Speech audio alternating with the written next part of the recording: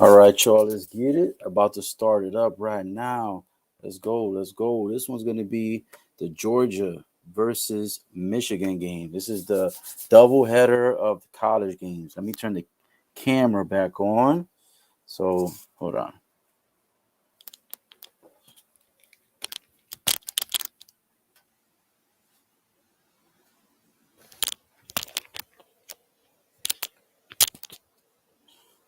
All right, here we go.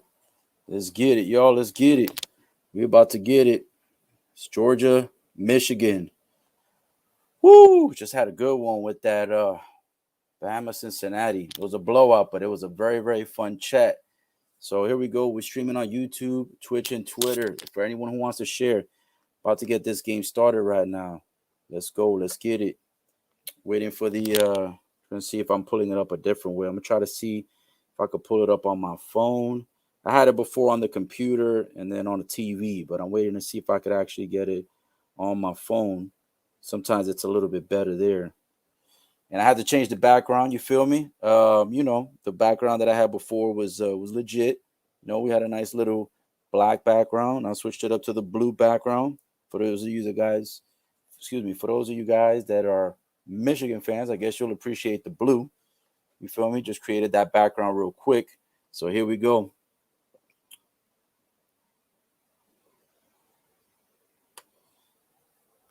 Already, Josh says, I'm here. Couldn't watch the Bama game, but I'm able to watch this one. About to start. Let's go blue. Here we go. We're about to see what's up. Can Michigan pull up the upset? I know that Michigan isn't a bad team. They're a good team. They're a solid team. You know what I'm saying? They are the number two seeded team for a reason. So it's not like they're trash. But I know that a lot of people were expecting Georgia to be able to just kind of like, have an easy walk in the park on this one. So we're going to see how easy of a walk is this going to be. Because at the moment, this could be a tough one. I feel like it's going to be close, to be honest. And I'm also sending out a couple of links to other people just to see if anybody else is going to get ready to join us. So far, we got a few here. I'm just sending out more links so we can have more people on here. But yeah, this one is going to be a very interesting one because I think this one's going to be competitive. I think this one's going to be like the one that, you've got to really pay attention to it because I don't think it's going to be just like, I don't think that Michigan is just going to get crushed just like that. You know what I'm saying? It's going to be a tough one. Plus, they got home court advantage. So that's the other thing you got to take into account. So here we go. We're about to check it out. Sending a few more links to a few more people. Josh, thanks for rejoining the party. Josh is back. We got a few other people back. Let's see how these vibes go. It's going to be an interesting one. About to take a toast of some beer right now.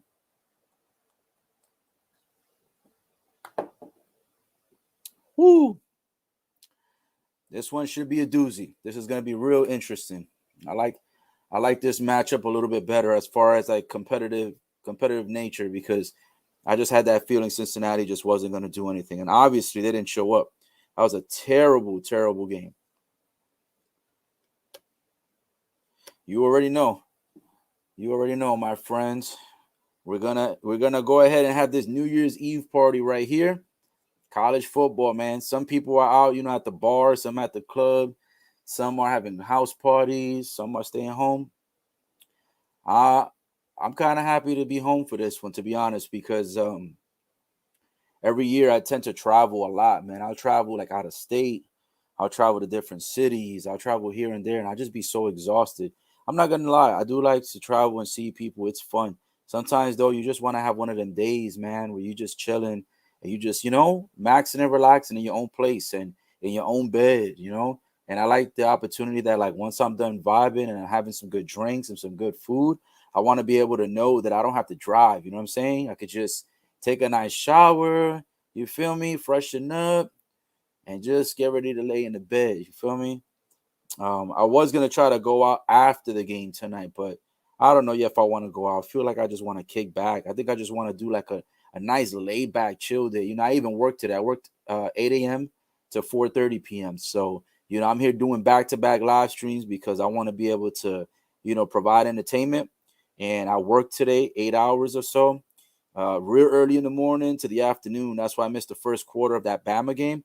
But we here and we still made the Bama live stream lit as fuck, and we about to make this one lit as fuck too. I think this one is gonna be very, very like competitive.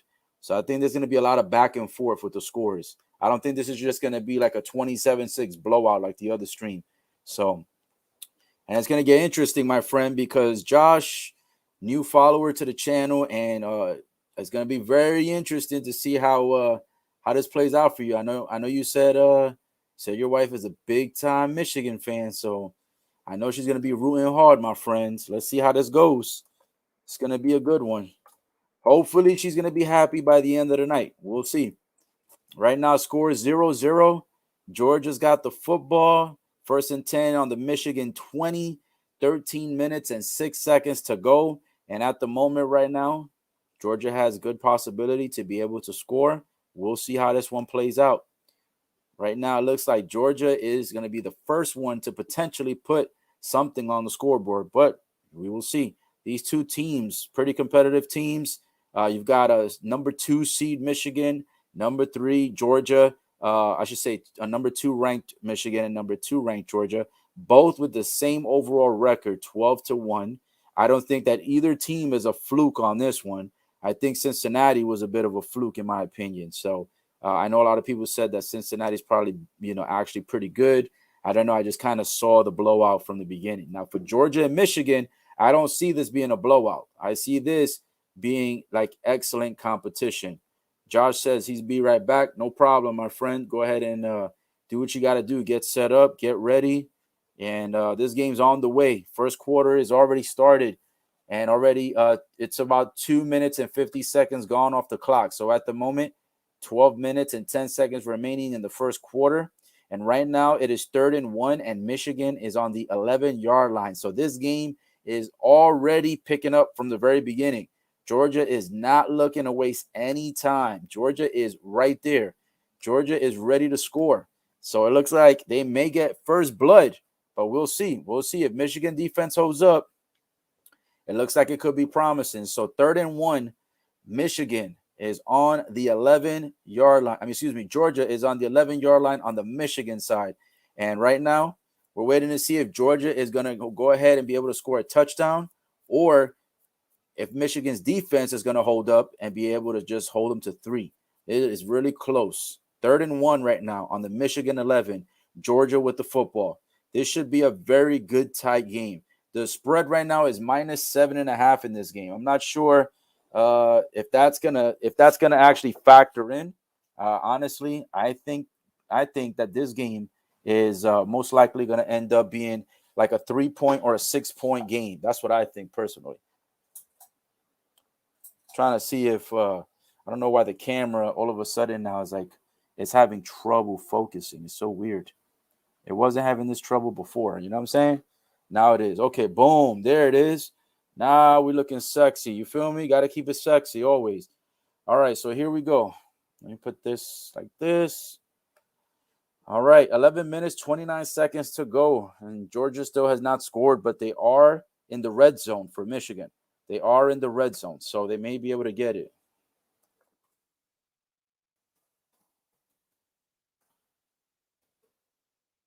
So right now, I hope everyone is enjoying the update. And right now, I hope everyone is enjoying a drink. I hope everyone is enjoying time watching the game. If you're not watching the game, we'll keep you posted an update on the scores. And I hope everyone is having a great, happy new year. You know what I'm saying? Uh, sometimes for the new year, you don't have to necessarily go out or, party. You can just enjoy it indoors. And that's what I'm doing. I'm just enjoying this indoors. It's going to be, a nice, smooth, chill kind of night. You know what I'm saying? Nothing crazy out here, just smooth sailing.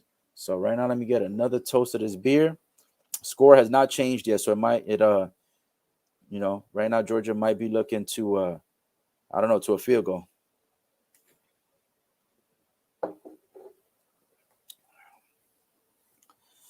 Woo! Oh man, nothing nicer than enjoying a live stream with great people, drinks, good food, you know what I'm saying? All that good stuff. Let's go blue. We'll see. Well, if you're just tuning in, I had a stream earlier today. The stream was with Cincinnati versus Alabama. It was really good. And if you missed that one, the recap is available on YouTube, Twitter, and Twitch. On YouTube, it's Ola TV. On Twitch, it should be the best guy in the biz. And on Twitter, it should be Coach Man TV. And as you can see, we're covering the updates, just doing live commentary. It's the college football game, Georgia Bulldogs versus Michigan Wolverines. And Michigan Wolverines right now, even though they're number 2 overall, it looks like, if they win, that can be the upset. They're the underdog by 7.5 points. And it's been on the way so far for about 2 or 3 minutes. And so far, Georgia has not scored. However, they did get a first and goal on the Michigan 9. So they will have an extra set of downs. And we'll see if they'll be able to go ahead and get the first blood on this score. Right now, it is 0-0. It is jelly donut to jelly donut. Right now, neither team has yet scored. So right now, the game is still 0-0. But Michigan right now has to play good defense because they weren't able to stop Georgia on the third down. Georgia was 3rd and 1 on the Michigan 11. The defense did not hold up. And Georgia was able to get the first. They were able to get about 2 or 3 yards to get that first and goal. And they are now at the Michigan 9. Oh, and score update. It looks like Georgia has struck first blood. Georgia has struck first blood. They are up 6-0. 6-0 in the first quarter. 10 minutes and 49 seconds to go. Georgia having no mercy on the Michigan Wolverines defense.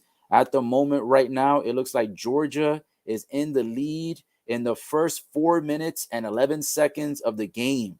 It only took them 4 minutes and 11 seconds to get the first blood on the score. It is 6-0.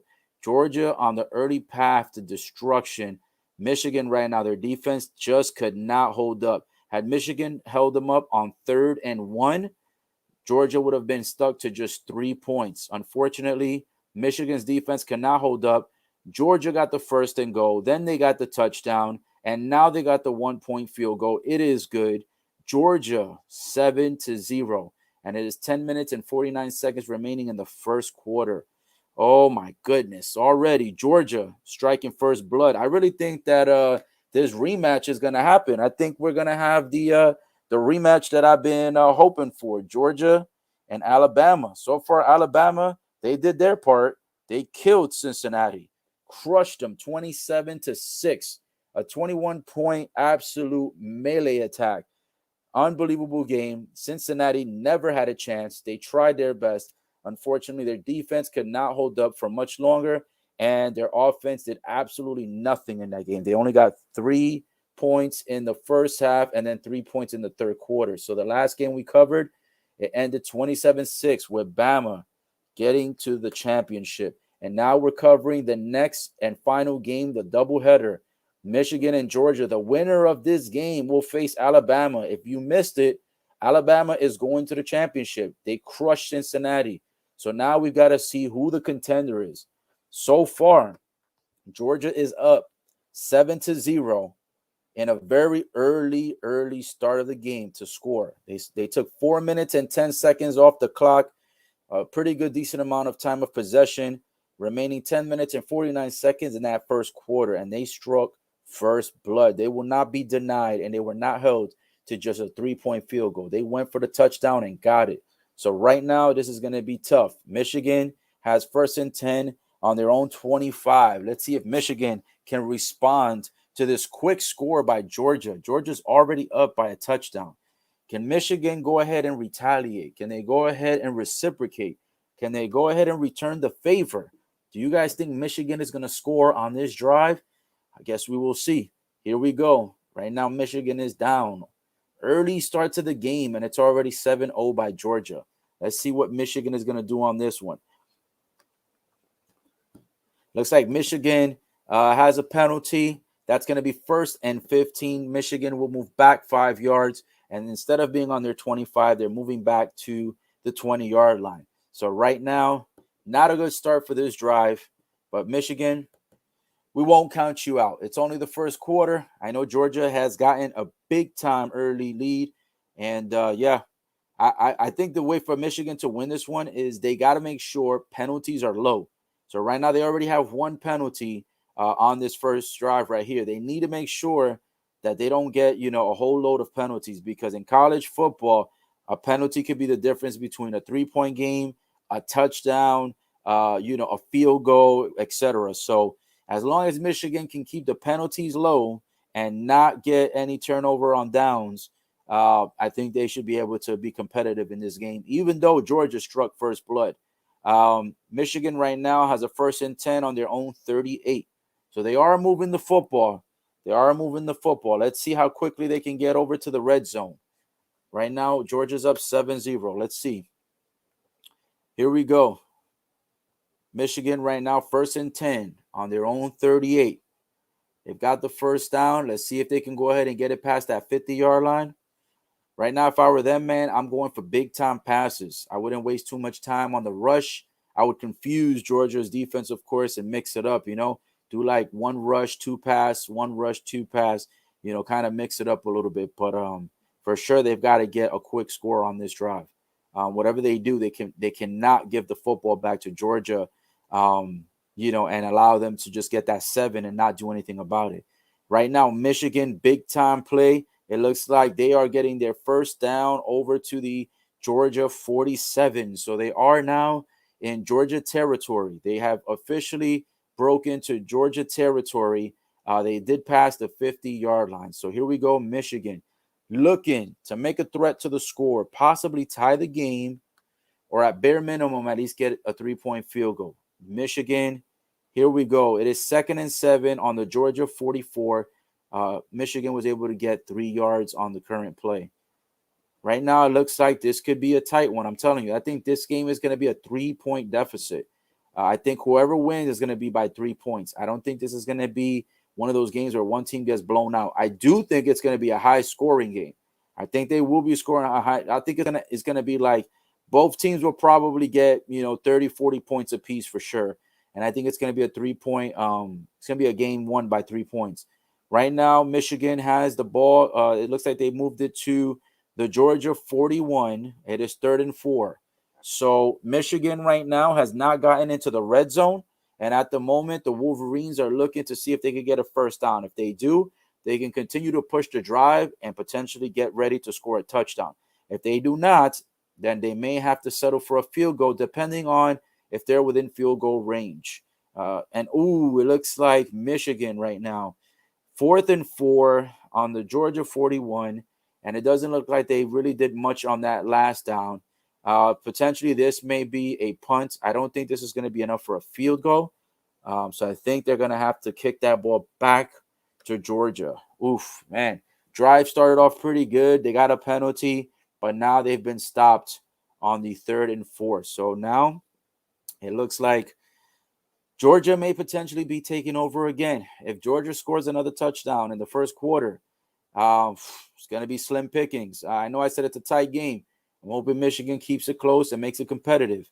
I am going for Georgia on this one. I need Georgia to win because I think that they would be a bigger threat in the rematch against Alabama. I'm not saying the Michigan Wolverines do not have a good team. I'm not saying they can't be competitive. I'm not saying they wouldn't have a chance against Alabama. But in my opinion, I believe in order for Alabama to not win that championship, Georgia has to be the team. Even though Georgia got blown out, and I know they got blown out. I remember they got blown out. I think it was like 41-24, if I'm not mistaken. I think it was like a 17-point deficit. But I feel like Georgia is on the path of revenge. And I feel like they have to get that revenge. They have to show up. They have to be at the championship. For them to lose to Alabama and not be able to return the favor, I think that's going to be tough. So right now, Georgia is 7-0, 7 minutes, 59 seconds to go in the first quarter. Almost half the quarter is gone already. Michigan was not able to score on their possession. Georgia did score on theirs. It is 1st and 10 on the Georgia 41, and Georgia will be having the football. If Georgia scores very quickly again on this particular drive here before the first quarter is over, It's going to be a tight race for Michigan to be able to try to make this, a competitive game. So we'll see how this one plays out. Right now, 7-0. Georgia up early in the 4 minutes and 10 seconds that they started the game. They came up big time touchdown. And Eddie Blank says Georgia is just going to dominate. I agree. I think Georgia is going to dominate. Not going to lie to you. I'm going for Georgia on this game. I think Georgia's going to win. Now, Eddie, do you think that Georgia is going to win by more than 7.5 points? That is the current Vegas odds. That is the current odds for Georgia as the favorite. Even though Georgia is on the road, they are considered the heavy favorite in this game, and they are considered a favorite by minus 7.5. If I had to put my money on it, I would put my money on Georgia to win on the money line, but not on the spread. I think Georgia will win, but I don't know if it's going to be by 8 points or more.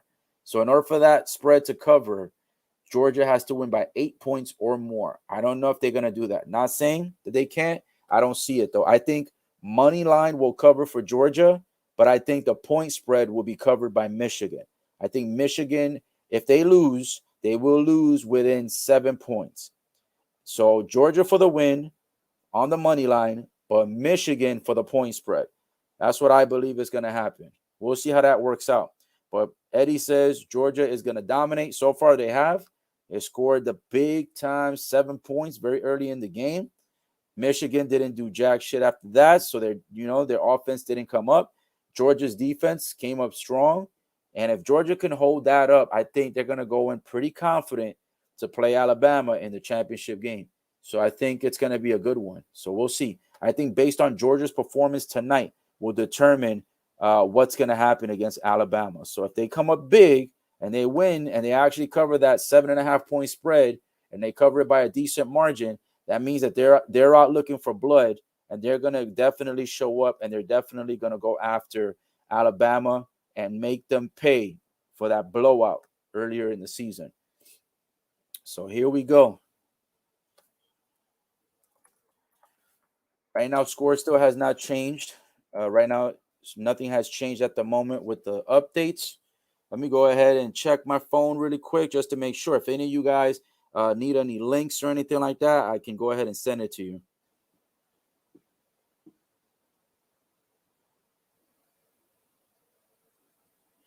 Here we go. So right now, no update just yet. Still 7 minutes, 44 seconds to go in the first quarter.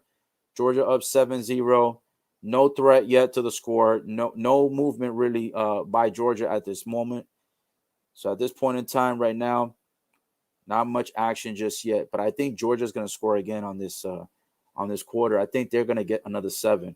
I almost feel like they're going to easily go up 14-0 to end the first quarter. So let's see how this goes. I know Josh was here before. Josh said he'll be right back. Josh is a big time.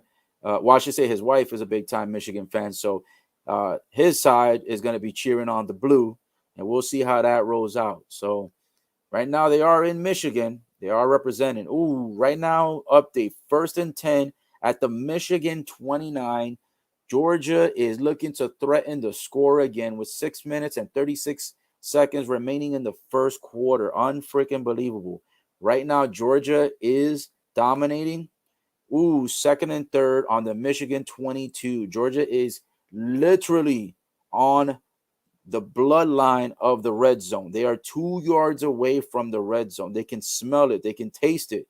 I think it's going to go up 14-0 in the first quarter. I definitely see it coming. That's what she said, by the way. She can see it coming. Here we go. 2nd and 3rd, Michigan. Georgia on the Michigan 22. All right, it is now 3rd and 1. So Georgia was only able to collect a couple more yards on their 2nd down. So it is now 3rd and 1 with Michigan.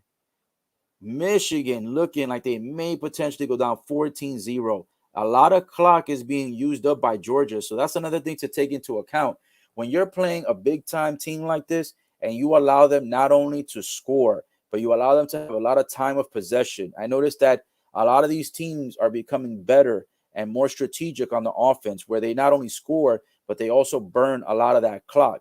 Georgia has done that so far. Georgia has been doing that because right now, the first quarter is literally almost over. It's 5 minutes and 21 seconds, and Georgia has a 1st and 10 on the Michigan 18. So they have officially broken into the red zone again. This is the second time in the quarter that Georgia breaks into the red zone. They smell the blood. They must smell the fear from the Michigan Wolverines because they are just moving and grooving. They are just styling and profiling.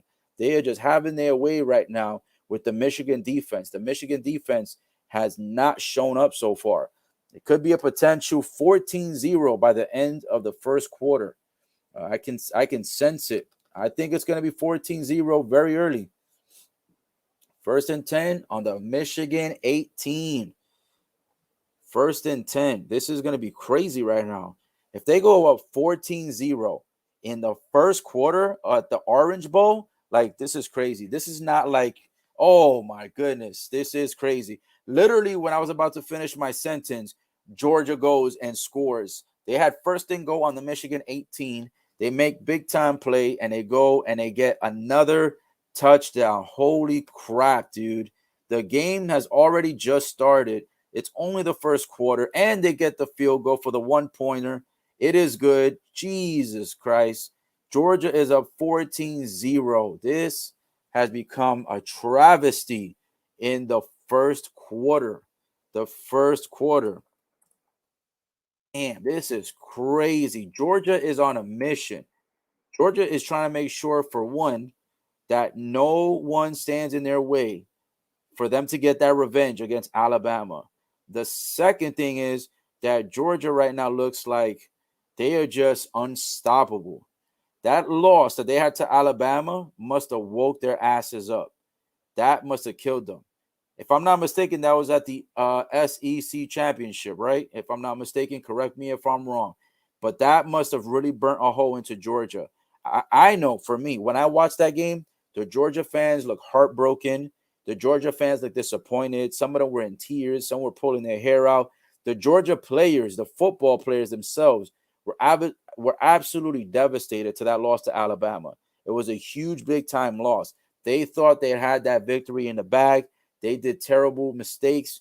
Alabama converted. Alabama kept scoring, and they just crushed them. So I think Georgia is on a mission, man. 14-0 with 4 minutes and 41 seconds remaining in the first quarter. Georgia is not playing around. They came to show up.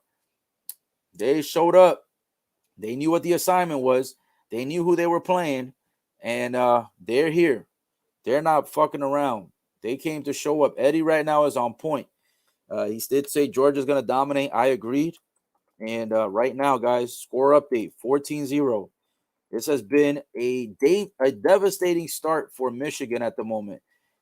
Not to count Michigan now, obviously, there's always opportunity in college football. It's always a high scoring, game. So there's teams like, always that you never count them out. There's always, 4 quarters. There's always 2 halves. You never know what can happen. But for Georgia to get a commanding lead 14-0, a demanding lead at that, they will not be denied. They are not settling for 3-point field goals. They came out here to win. They're going to win this Orange Bowl. So they're dedicated. Let me put the score update for those just tuning in.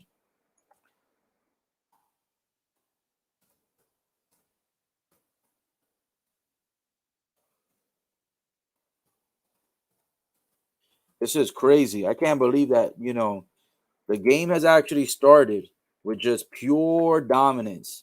Just pure dominance, man. It's crazy. Score update 14-0. Georgia is up with 4 minutes and 41 seconds remaining in the first quarter. You heard it right. You heard it here first. 4 minutes and 41 seconds remaining in the first quarter. They've used 10 minutes total, 10 minutes and 19 seconds between the two teams. Most of that was Georgia with time of possession. Michigan has barely had the football in this game. So most of that 10 minutes and 49 seconds has been Georgia on the field on the offensive side. Michigan has the ball back 1st and 10 at their own 25. I don't know if they're going to have enough time to score in the first quarter. So if they are going to score, it's more than likely going to roll into the second quarter. But man, oh man, Georgia finessing. They are not playing up 14-0. Like, this is a quick start. This is a very, very quick start right now. And you know what? You can't take the other team lightly. Michigan is number 2, right? And you got to play them. You got to play them like they're number 2. You got to just try and dominate them like they're not a number 2 team. You got to give it your all, because if you slack and you don't take them serious, that's how teams take advantage. And that's how they kill you. So Georgia, they've been training. They got ready. They're prepared. It looks like they're showing up. They're on the road, but they will not be denied. The same way that Georgia's fans got their hearts broken when Alabama beat them on the road, I think Georgia's about to break the hearts and souls of Michigan. I think the Wolverines fans are about to get their hearts broken. So it's like quick, early start. Right now, Michigan has the football. It is still the first quarter. It's almost over, though. First quarter is almost over. It's 2nd and 6, and it's at the Michigan 29. So Michigan has the football still on their territory. 2nd and 6 at their own 29. Michigan has the football right now. They're losing 14-0. Big time football. Big time football.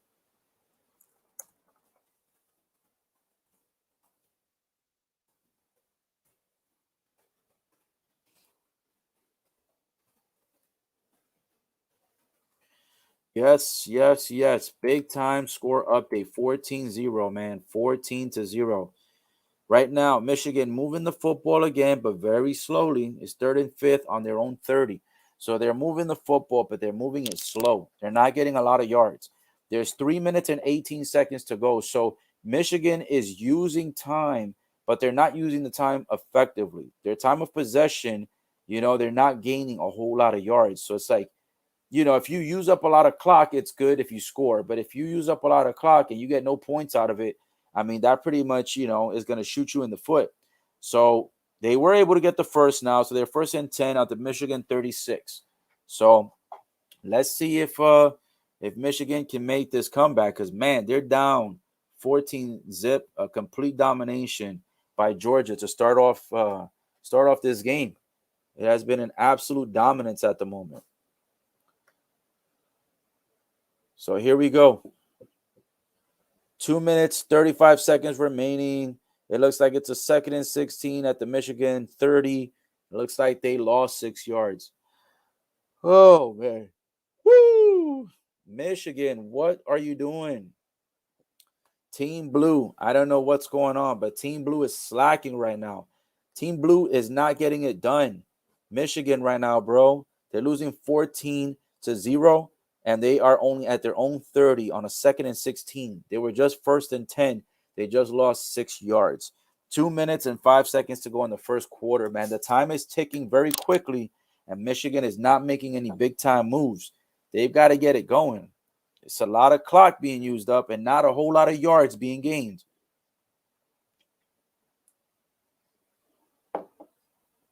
Oh, my gosh. Michigan, no gain on the 2nd down. 3rd and 16, still on their own 30. 2 minutes to go. Unbelievable. Right now, this has been a disastrous game. Josh, welcome back. But if you haven't been tuning in, I don't know if you've been watching it or not, but man, oh man, it's a rough start for Michigan. They're down 14-0. They keep having the football where they're using a lot of clock, but they're not getting a lot of big yards.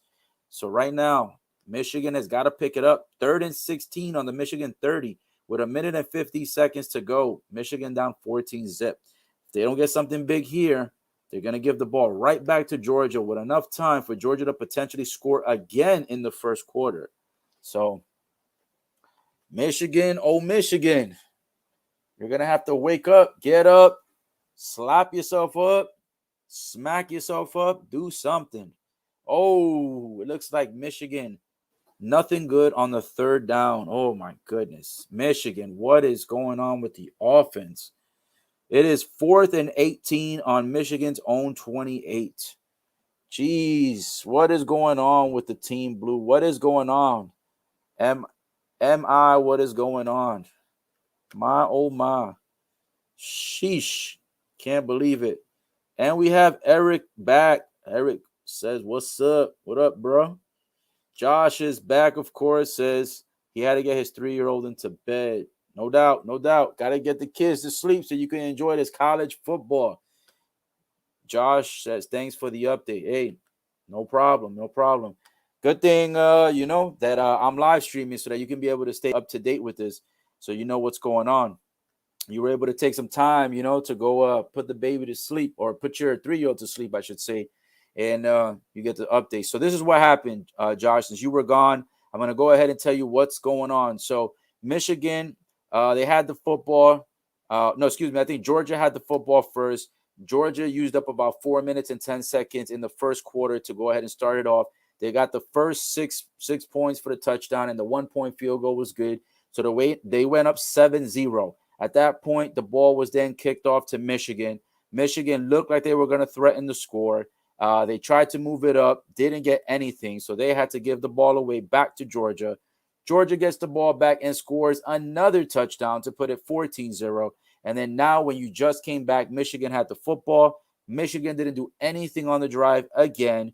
They didn't even pass the 50-yard line at that. They stayed around the 38, the 36, actually. They got pushed back for 6. They kept losing yards, and then ultimately they had to punt the ball again. And now Georgia, with 1 minute and 10 seconds remaining in the first quarter, up 15-0, has the football again. 1st and 10 on their own 25. So Georgia may potentially score again, and maybe before the first quarter is over. If this happens and they go up 21-0 in the first quarter, woo! Oh my goodness. I think the night might be over early for Michigan. It may not be a happy New Year's Eve for Michigan if they go down 21-0. They are already down 14-0 in the first quarter. So this is tough right now. This is tough. I told you, I was thinking that Georgia is gotta come out here and dominate, because they need to prove a point. They need to prove that loss to Alabama was a hoax. They need to prove that was a fluke, that was just, an accidental upset, right? So in order for them to get revenge, they've got to beat Michigan. They've got to blow them out. And right now, they're showing that. Right now, they're showing that they are going to go through Michigan to get to Alabama. Right now, they are crushing it, 14-0. Josh says, stepped outside, smoke with me. Oh, he has the headphones on. Okay, so Josh says he's going outside to smoke real quick.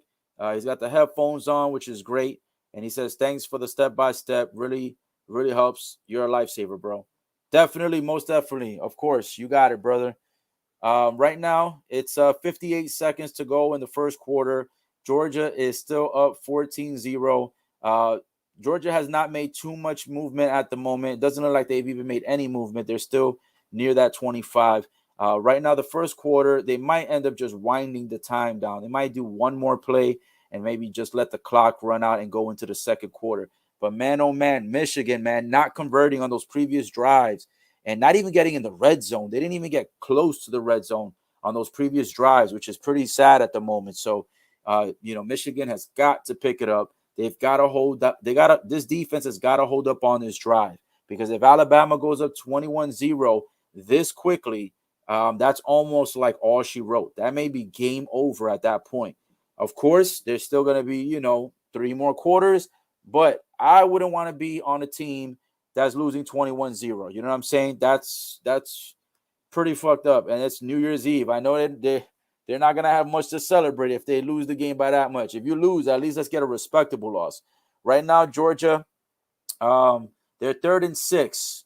They're at the 29 right now, their own 29. So Michigan Wolverines, their defense is starting to hold up. If they can hold Georgia up at this point in time, it should be enough time to run the clock out and start the second quarter fresh, and then Michigan should have the football to start the second quarter. So they need to do this big time right here, and they need to be able to go ahead and make it happen. If they don't, it's going to be over. So We will see. Right now, it's 28 seconds remaining in the first quarter. 14-0.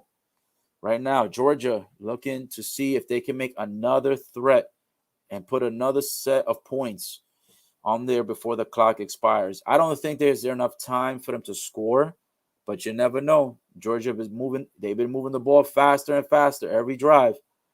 So we will see. It is officially now the end of the first quarter. So there has been no score change. Georgia still up 14-0. And right now the first quarter is over. So it should be a brief intermission for commercial. And then right after that, the game should be right back. So let me go ahead and go to comments as we are on commercial break. And we got Josh saying Michigan needs to do something. Can't let them get too many points. Yep. 21-0 would be demoralizing. And Eric literally stole the words right out of my mouth. No pun intended. 21-0 would be demoralizing. That's exactly what I'm saying. There's no way they can allow this to happen. That shit happens, bro. It's gonna be a terrible New Year's Eve. It's gonna be a tough flight back home, my friend. That's all I'm gonna tell you about that. If I'm losing 21-0, that means that by the time the game's over, they may potentially lose like 42-3 or 50-7. If they lose that bad, they better take like 10 shots in a row to try to erase this memory from their minds, because this looks like it's going to be a big time loss so far. So hopefully Michigan turns it around. Hopefully defense pulls up. But also, it's not just the defense that's been slacking, allowing Georgia to score. The offense of Michigan hasn't really done much either. So we got to blame both sides of the field. You know what I'm saying? We can't just pin it on just the defense. Obviously, the defense allowed those 14 points, granted. You know what I'm saying? So a big chunk of that is on the defensive side. But you got to look at it like this. On the offense, they're getting a lot of penalties. They're screwing up on the yards. They're not getting – when they get a good play, it's not a big-time yards, And then when they don't get a play, they're getting pushed back and they're losing yards. So it's like they got to do something. So they've got to stop with, shooting themselves in the foot. Stop with the penalties. Stop allowing yourself to lose yards. And, just go out there and just play and have fun. Have fun. Take it serious. But, go out there and just, don't put too much pressure. I think Michigan, I think if Michigan would have been on the road, and I think they wouldn't have been the home team, it might have benefited them better, because they would have went in there, not expecting to win, not expecting to prove something to the fans. They would have went in there not expecting to let anybody down, right? I mean, if you lose on the road, you still let your fans down. But it's different when you're home. You know what I'm saying? When you're home and you fuck up, that's a different, because you literally see the fans right in your face. You know what I'm saying? That's a completely different scenario when you lose at home. So I think there's a lot of pressure on Michigan. You know what I'm saying? They know they're playing a big-time team, but they know they're at home. So it's like, damn, I don't want to let my fans down. You know what I'm saying? But I think that's where the pressure lies right now, because they're not performing. They're not performing at all. Let's see what Josh said. Josh said, just all around a bad day.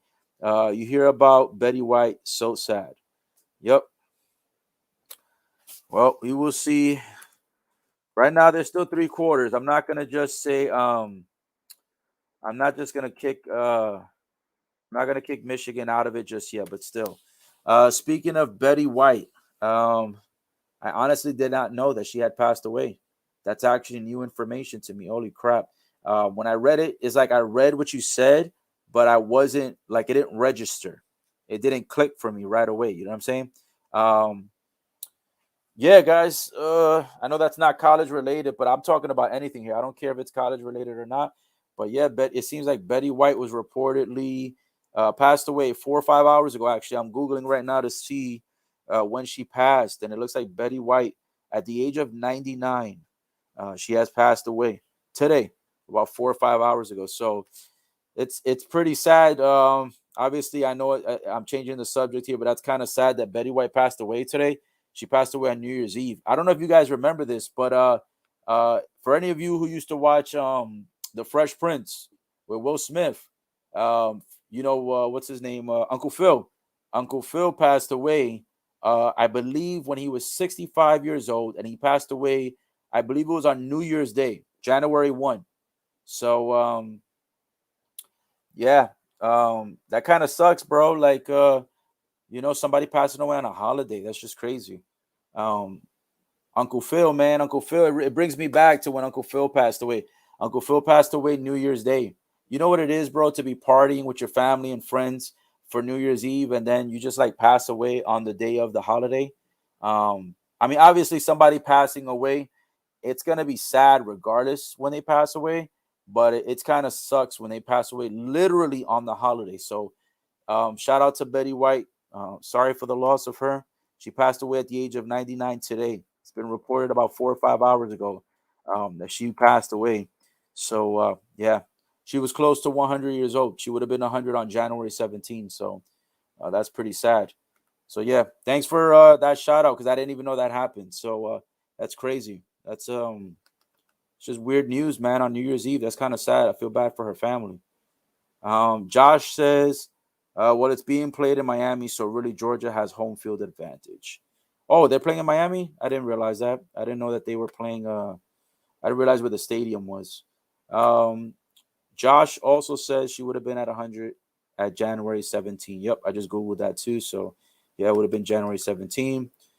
Eric says she was 99. Yep.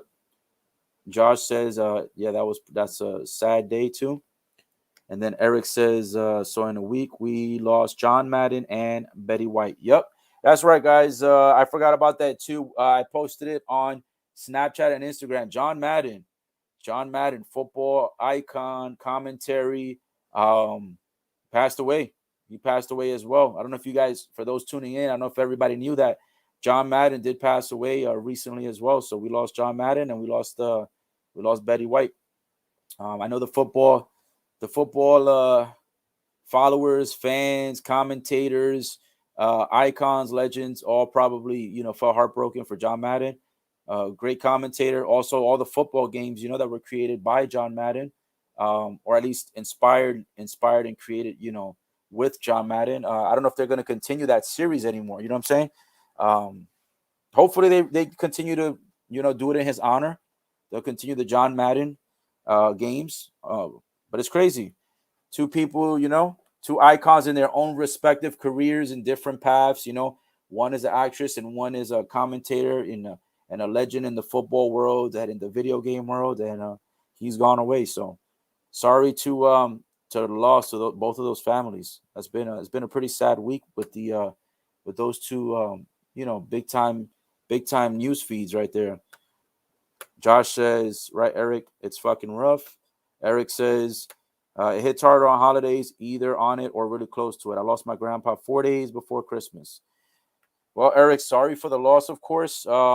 That's also never easy. You know what I'm saying? Especially when it hits directly to home. I apologize and sorry for your loss.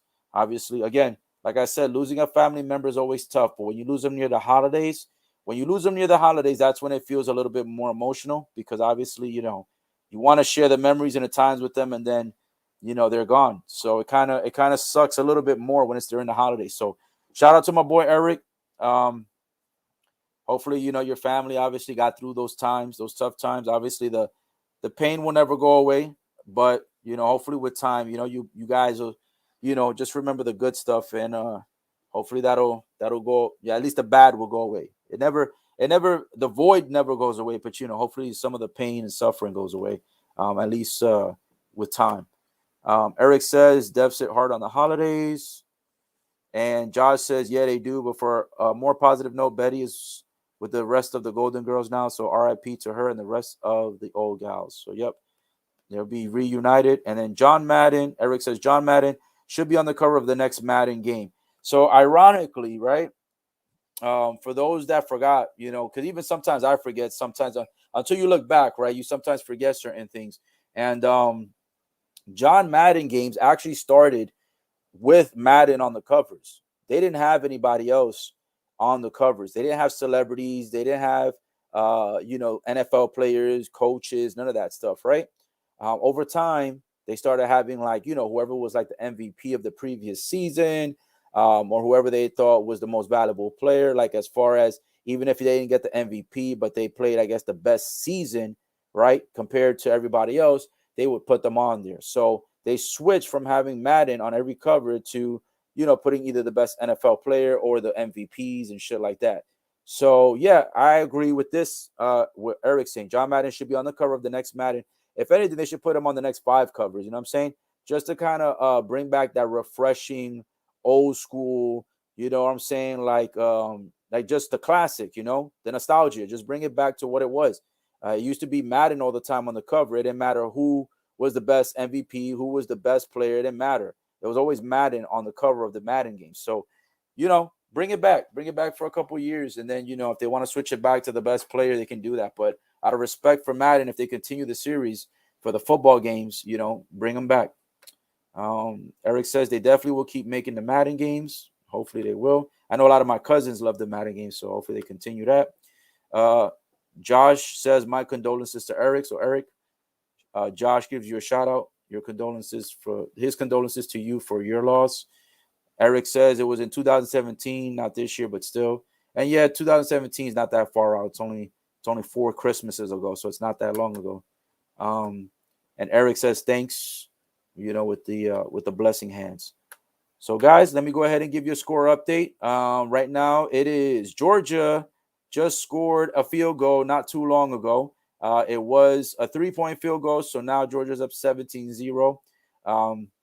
It is now 12 minutes, 26 seconds remaining on the clock. It is the second quarter at this time. Michigan still has not scored yet, so we will see what happens soon. Looks like Georgia right now is still continuing the onslaught on the offense. Luckily, they didn't score a touchdown, so that gives a little bit of hope to Michigan. And, it's the second quarter, still early. So we will see if Michigan, can pull off at least 7. I think for Michigan to make this at least competitive, they've got to score at least 7 to 10 points before before the second quarter is over. They don't necessarily have to get the game tied at 17 apiece. They don't really need to tie the game. They just need to get at least 7 to 10 points, 7 minimum. If they only end up with 3 and at halftime the score is 17-3, it's pretty much going to end up being the same result that happened with the Cincinnati and Alabama game. You know what I'm saying? So Michigan has got to come up big in the second quarter. Minimum 7. I would say 10 points to really solidify an opportunity to come back, but at least minimum 7. They've got to get a minimum of 7. If they don't get at least 7, bro, I honestly don't see this. I don't see this happening. I don't see Michigan making a comeback. Eric puts it in the comments, 17-0 Georgia. Yep. Josh says field goal is better for Michigan than a touchdown, of course. Yep, that's what we just covered. So definitely, guys, thank you for also putting the updates in the chat, in the comments. And yes, I agree. I agree that it should be better for Michigan because they were able to maintain them to just 3 points. So now it's 17-0. But Michigan has got to score. If Michigan goes into the half, either with the score being 17-0 or the score being 17-3, this is going to be a complete shit show, and it's going to end up being a blowout, just like the Alabama game. So we'll see how this goes. Right now, should be Michigan ball coming up shortly. Just going to take a moment here, see if anybody else is hitting me up for any links so I can go ahead and send those out.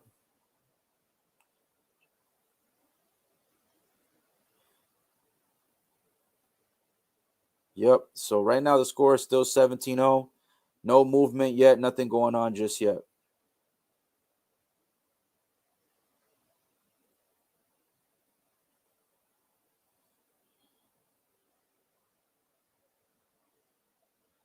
And by the way, guys, also when I'm sending these texts, sometimes it's for, to try to get a few more other people just to join us to make the live stream more interesting, especially in the comment section.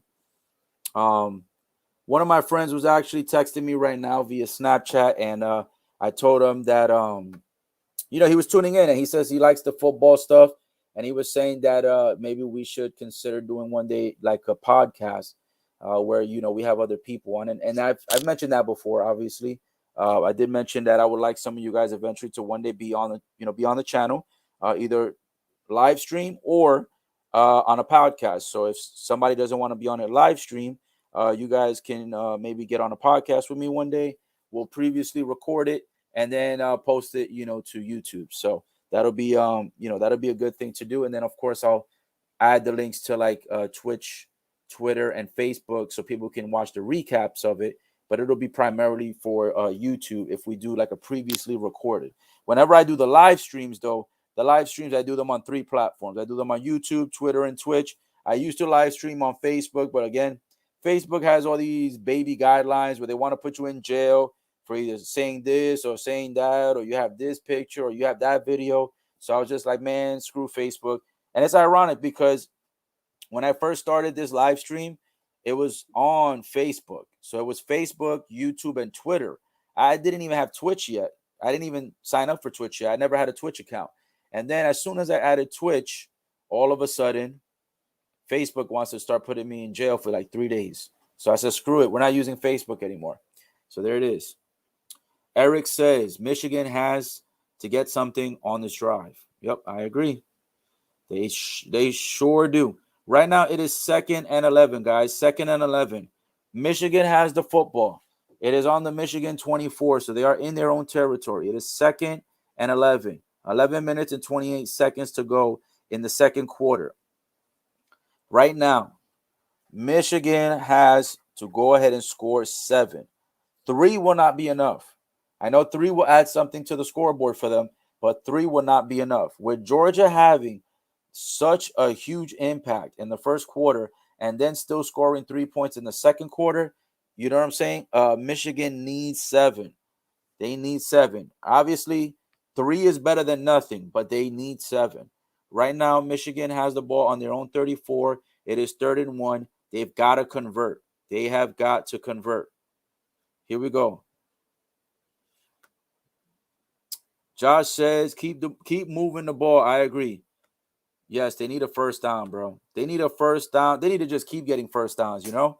It looks like they just got the first down, so that's good. And then now it is 2nd and 9 at the Michigan 39 with 10 minutes and 39 seconds remaining in the second quarter. So the clock is ticking, man. 4 minutes and 11 seconds have gone by.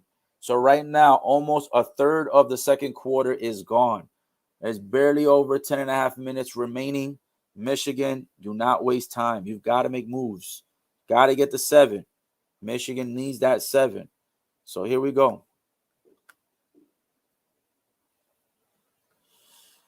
Woo! Here we go. Michigan is making moves. Michigan is making big-time moves. Josh says, yes. Red zone. Eric says, big play. So here we go on the Georgia 19. On the Georgia 19 for the first down. Here we go. It is now officially in the red zone. This is the first time that Michigan has made it to the red zone. So here we go. 1st and 10 on the 19. They are in Georgia territory. They are in the blood zone now.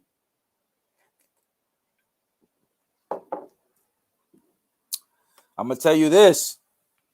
Josh, you definitely need that Michigan to make this comeback right now. Got to score on this drive. Remember what I said? Michigan loses tonight. There's going to be no chance. Going to be no chance of you getting any cheeks tonight. New Year's Eve cheeks.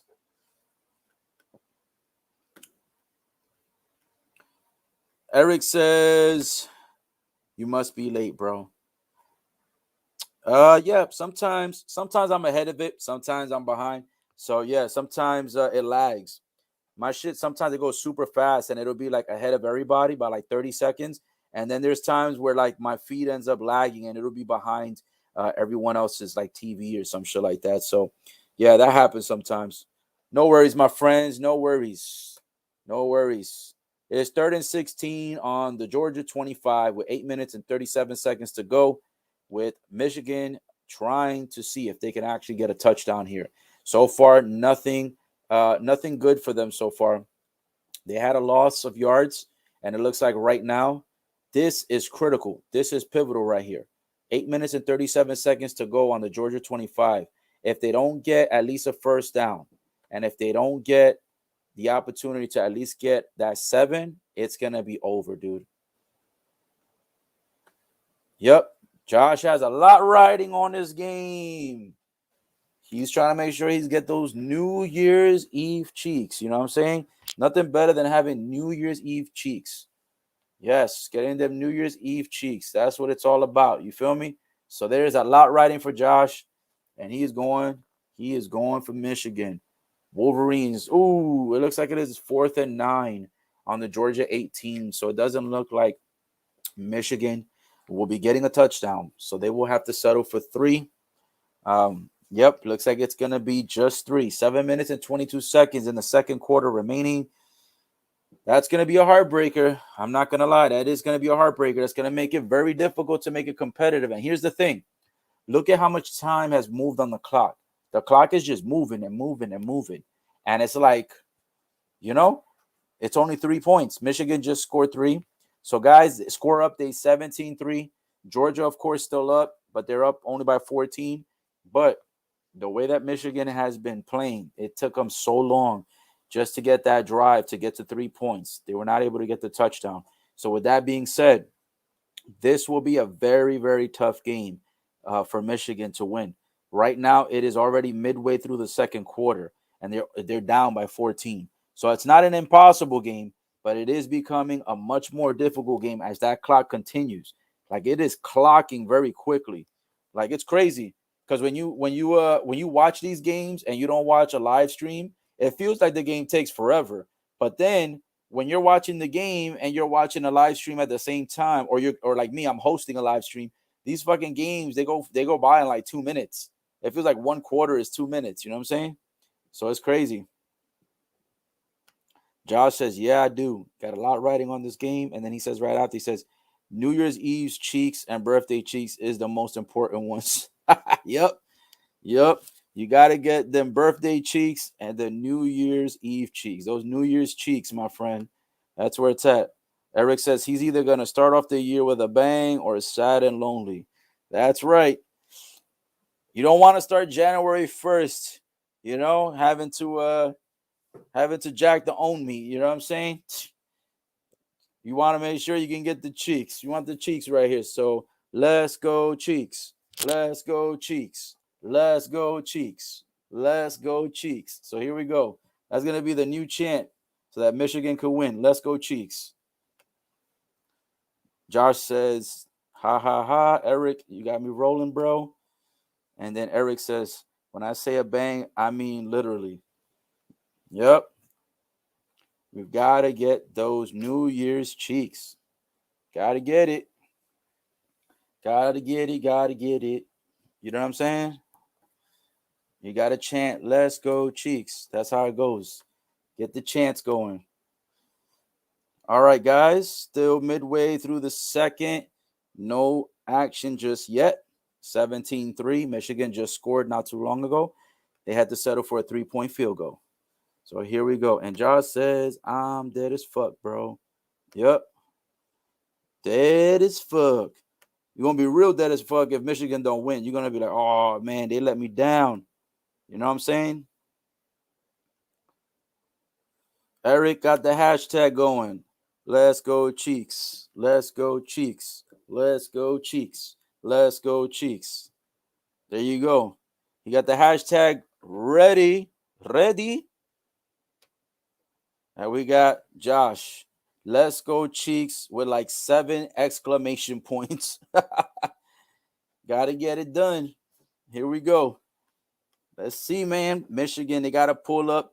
They got to pull up with the defense and then try to score at least 7 on this one right here before the half is over, because they are already midway through the second quarter, man. That's a lot of time that has been exhausted off the clock. So they definitely need to hold the D. Pause, no pun intended. They need their D to hold up, and then they got to score 7 and end this half 17-10.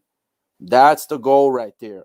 They don't get that, bro. It stays 17-3 or worse. It goes 24-3 on this one, and they allow Georgia to score 7 more on this current drive. Shit is going to be over. It's going to be real over, real quick, real fast. The new and trending hashtag. That's right, my friend. Let's go cheeks will be the new and trending hashtag. Eric says, even though I got Georgia, that's a great chant. Yep.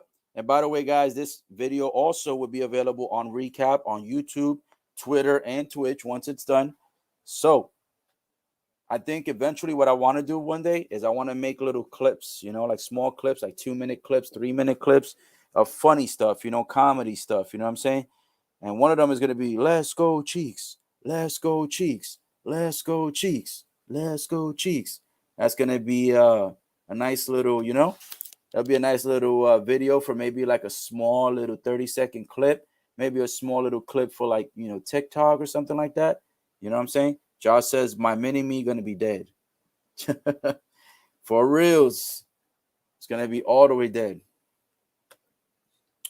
And Eric says, and I agree with this statement, by the way. Eric says, this game is similar to last one. Well, at least right now. I agree. The last game pretty much went about the same way. You know what I'm saying? Like, Bama got the early lead. Then, Cincinnati scored only 3, right? Bama with the big time lead by the half. Then what happens? In the third quarter, you got Cincinnati scored the 3. It stayed 17-6, right? And then from there, it was all she wrote. Bama just kept scoring. So the scores are literally almost exactly the same, bro. And they're literally almost happening in like the same quarters. Like the way the points are being scored is almost like exactly the same. This shit is crazy. Well, guys, right now, Georgia, oof. 1st and 10 at the Michigan 15. Oh, my goodness. With 5 minutes and 42 seconds remaining in the second quarter, Georgia may potentially go up 24-3. Oh, shit. This is getting tough right now. Josh says, yeah, but Georgia just looks good overall. I know. Georgia's just looking real good, man. I think they're ready, man. They're pissed. They're fucking pissed. They got sick to their stomachs when they lost to Alabama. They were undefeated, and Alabama gave them the first loss. You know what I'm saying? They were undefeated. So you got to think about this. Like, if I'm not mistaken, the record was, I believe at that time, Georgia was 12-0. They had not had a loss yet. Alabama was 11-1. So they had one loss prior to meeting up with Georgia. That victory made Alabama 12-1, which is the current record that they had. And then it put Georgia at from 12-0 to 12-1. So they ended up with the same exact overall record as Alabama. So, yep, that's what it is. And Eric says this, and I agree, my friend. He feels like he's watching the same game. Tell me about it, right? It feels like we're watching the same game, and it almost feels like we're talking the same exact way about how the first game started. You know what I'm saying? Very bizarre. You guys think these shits are rigged? I don't know. I'm a big fan of what's it called? Conspiracy theory. I'm a big fan of that. I'm a big fan of games being rigged. I mean, think about it, bro. How does Vegas always win? How does Vegas always beat everybody that puts money? That's not possible. So, that's why I say sports are rigged. Because sometimes you be seeing these matchups and you be like, bro, this shit is rigged. This shit is rigged. You feel me? Josh said, not going to lie. Georgia wins this, I'll be a little scared in the championship. If Georgia wins this game, and not only if they win, but if they win by blowout, this shit is going to be very heavy and very serious in the championship game. That's all I can say. This shit is going to be crazy. Alabama is going to be a little bit, I'm not going to say they're scared, but the boots might shake a little, and it's not going to be from knocking boots. The boots will be shaking just a little bit. Eric says they want another shot at the tie. I agree. Josh says they really do, and I don't know if Bama will win the rematch. I'm telling you guys, bro, that shit is going to be a tough rematch. That's going to be a tough rematch. I don't see Georgia just, get losing again like that. Well, let me check the score because I think it was 41-24. Let me double check. What was the score? The Bama versus Georgia. Let me double check that score. Yeah, you see? Even though I've been drinking, I remembered 41-24. That was the exact score I just said. 41-24. They got destroyed by 17. That's exactly what I had said. I can't see Georgia doing that shit again. Like losing by 17, bro. That shit was enough embarrassment. You feel me? So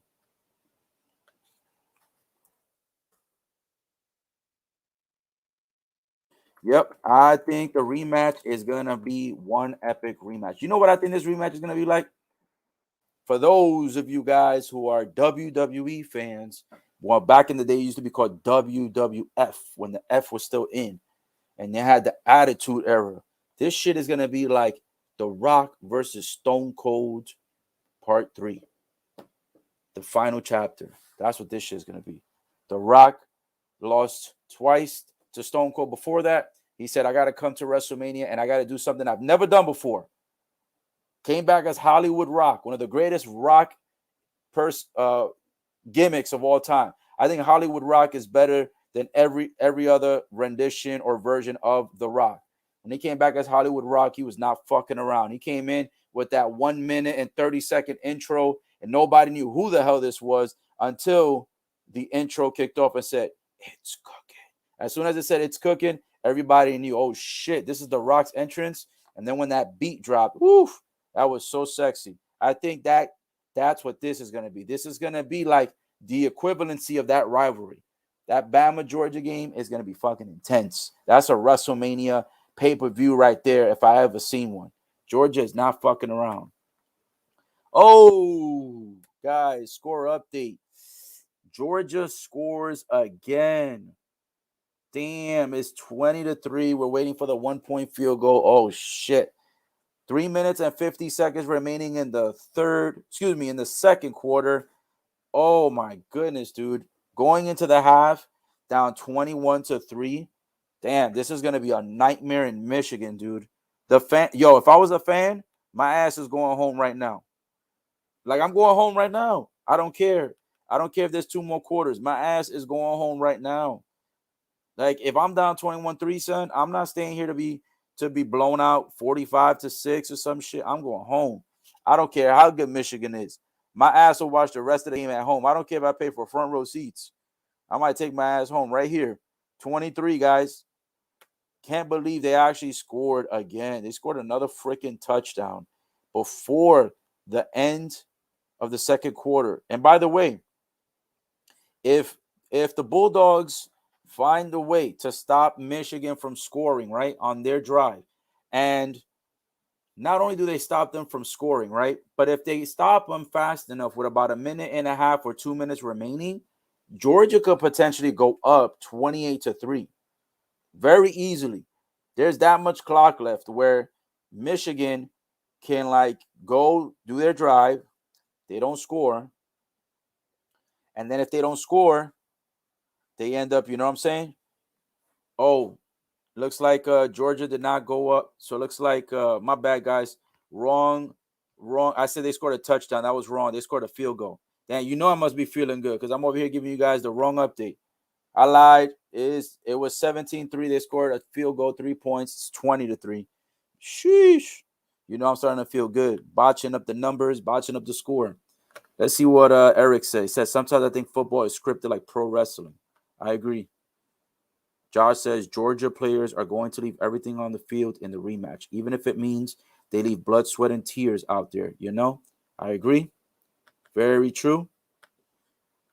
Josh says that match was insane. I know. That WrestleMania match was epic, bro. That Hollywood Rock versus Stone Cold with all those rock bottoms and all those stunners, that shit was nuts. I love that match. Still one of my favorite matches of all time. I don't care before, present, or past. Still one of my top 2, top 3, maybe even my top favorite of all time. Eric says Hollywood Rock was definitely underrated. He was. And the thing is that a lot of people watch it now and they don't understand. They don't understand. They're like, yo, why did people not appreciate Hollywood Rock more? It's because, they felt that The Rock disappeared and he betrayed the fans, blah, blah, blah. I'm like, bro, he didn't betray the fans. The man just trying to make money, in movies. And it's funny because John Cena was talking all that shit about The Rock going to Hollywood and making the big bucks. And lo and behold, who left WWE to do the same exact shit? John Cena. You feel me? So here we go. Eric says Alabama is definitely the heel. I'd agree. I think Alabama is the heel and Georgia's the face, even though, Georgia is not necessarily a polite team. But I would agree Georgia would be the face and Alabama would be the heel. The return of truly heel Romeo jumps in and says, Oh, we talking Hollywood Rock. You know it. You know it, baby. Hollywood Rock. You already know what time it is. I'm sorry, man. That's my favorite wrestler of all time. Him, Shawn Michaels. Who else? Him, Shawn Michaels, Bret Hart at his prime. Um, who else? Damn, I can't even remember the wrestlers no more. I must be feeling good. Here we go. Eric says WrestleMania 17, Rock and Austin is one of my favorite matches of all time. Josh says, yo, Romeo, we back, bro. Shit, you good, fam. Josh says, my all-time favorite wrestler, Old School Sting. Okay, Old School Sting. Yes, very good. The Kevin Nash and Sting match was awesome. Yeah. I like Old School Razor Ramon. Machismo, you know what I'm saying? Be like the bad guy. Eric says, I like the concerts he did. Oh, yeah, that shit was funny, especially when he did that Cleveland Rocks concert. That was killing me. That Cleveland Rocks was epic. Josh says, with NWO back in the day, yeah, I like the original NWO, but when they got too many people into it, I felt like they were overdoing it. Like, bro, how you make WCW, right? And then you make a clique called NWO. And then like literally 75% of the roster ends up on NWO. There's like barely any WCW wrestlers. Like, what the fuck is that? You can't do a faction and make 75% of your cast into the damn faction, bro. That shit was nuts. Yeah, I used to like it when it was just a few guys. I think that's when Macho Man Randy Savage was at his best. Because, when they had the Macho Man Randy Savage versus Hulk Hogan in WWF, yeah, those matches were great and his gimmick was cool because he was he was a cool guy. He was loved by the fans. But I think the better version of Macho Man Randy Savage was when he was in NWO.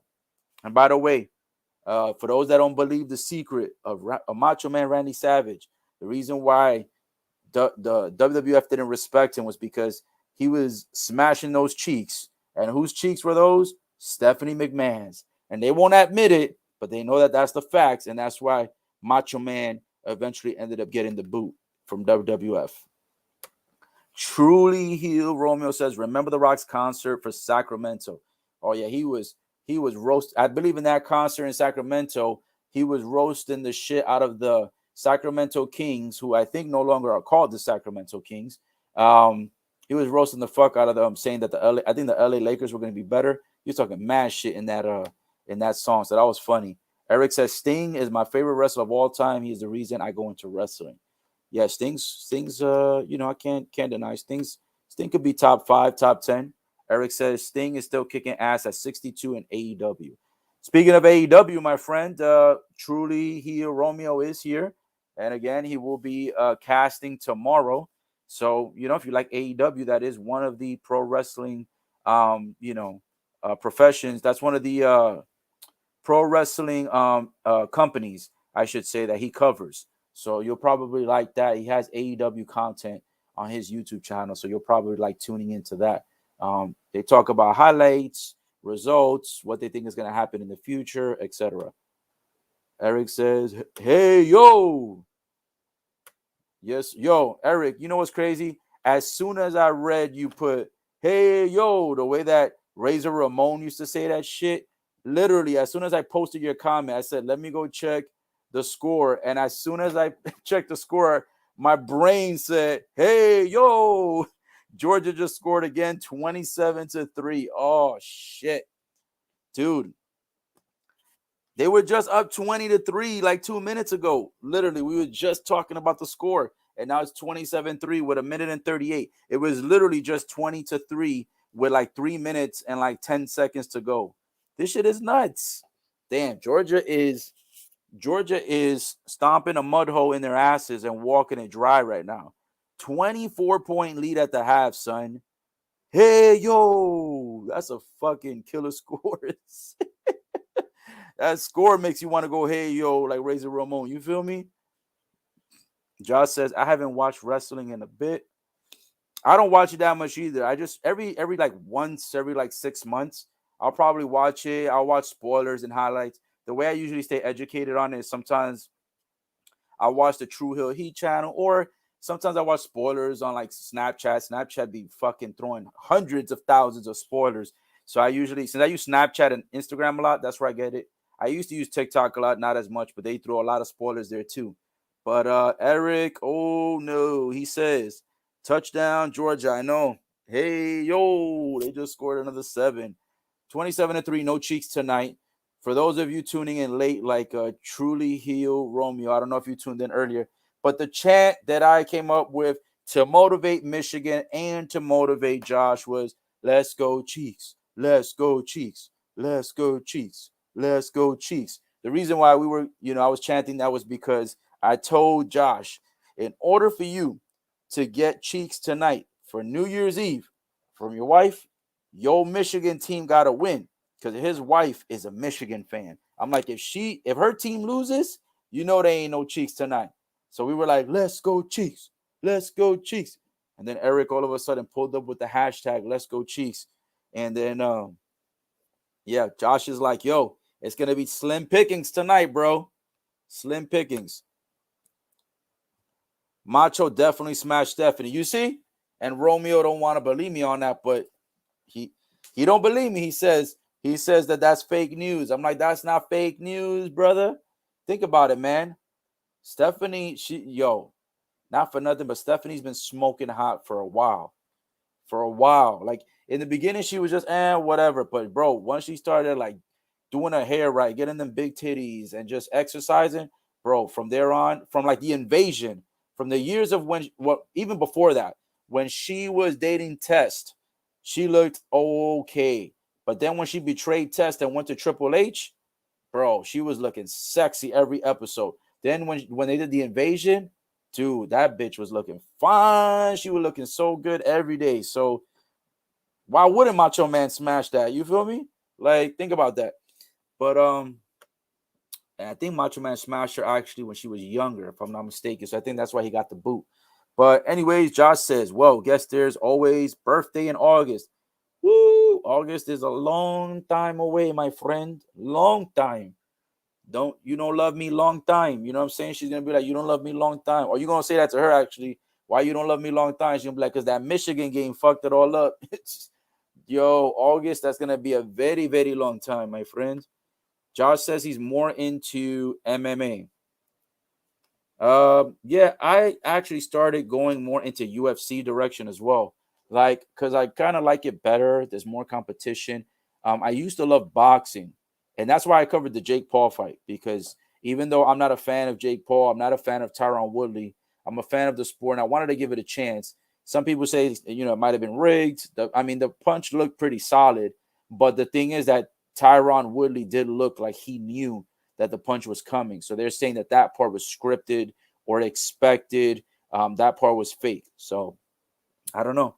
The fight looked legit, but when you see it on replay, then you kind of question it a little bit. But in real time, the punch and the knockout looks like, oh shit.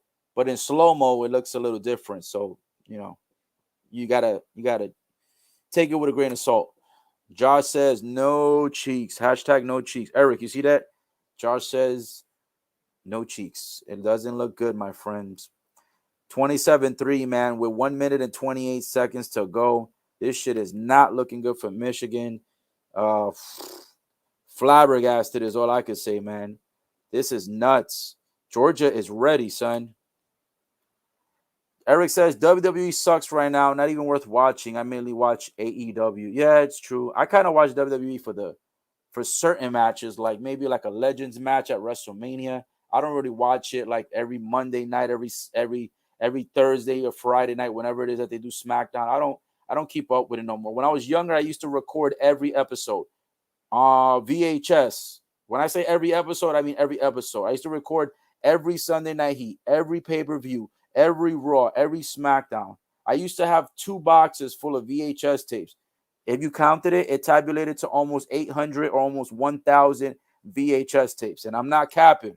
Any of my cousins will tell you, I used to record that shit religiously. I used to see it religiously. I used to talk about it religiously. Not anymore. The content has changed a lot. And I know there's some people here that are like John Cena fans, or maybe not, but I've never been a John Cena fan. So as soon as that era started, I kind of lost interest and faith in the program. The only time I would watch it was when John Cena fought The Rock at WrestleMania at Miami. That's when I started tuning in a little bit. And when AJ Styles and Samoa Joe moved over, which, by the way, guys, till this day, my cousins, they used to say that it wasn't going to happen, and I told them it would happen. I told them Samoa Joe and AJ Styles will be bought out by WWE. I told them both of them would be, and he used to tell me, "Nah, that's not going to happen because they're the biggest names in the TNA Impact, company." And lo and behold, I was right, son. Yep. There is never like what was it? Well, how he used to say it, $1 Million Man used to be like, everyone's got a price. Yep. Samoa Joe and AJ, they cashed that shit in with WWE. I knew that was gonna happen years before that shit happened. Eric says, "Damn, Joshua, I'm sorry, bro." Yep. Hashtag no cheeks with the sad face, bro. Eric says Stephanie is still hot. Bro, something about Stephanie, like as she gets older, damn, she looks so good. Like she gets better and better every year. Like her face, her body, just everything. She just knows what to do. Josh says, "Well, guess it's just me and Pamela Henderson tonight." I'm dead. That boy said Pamela Henderson. It's done. It's over. Damn. Gotta get the strokey stroke. You feel me? It's over.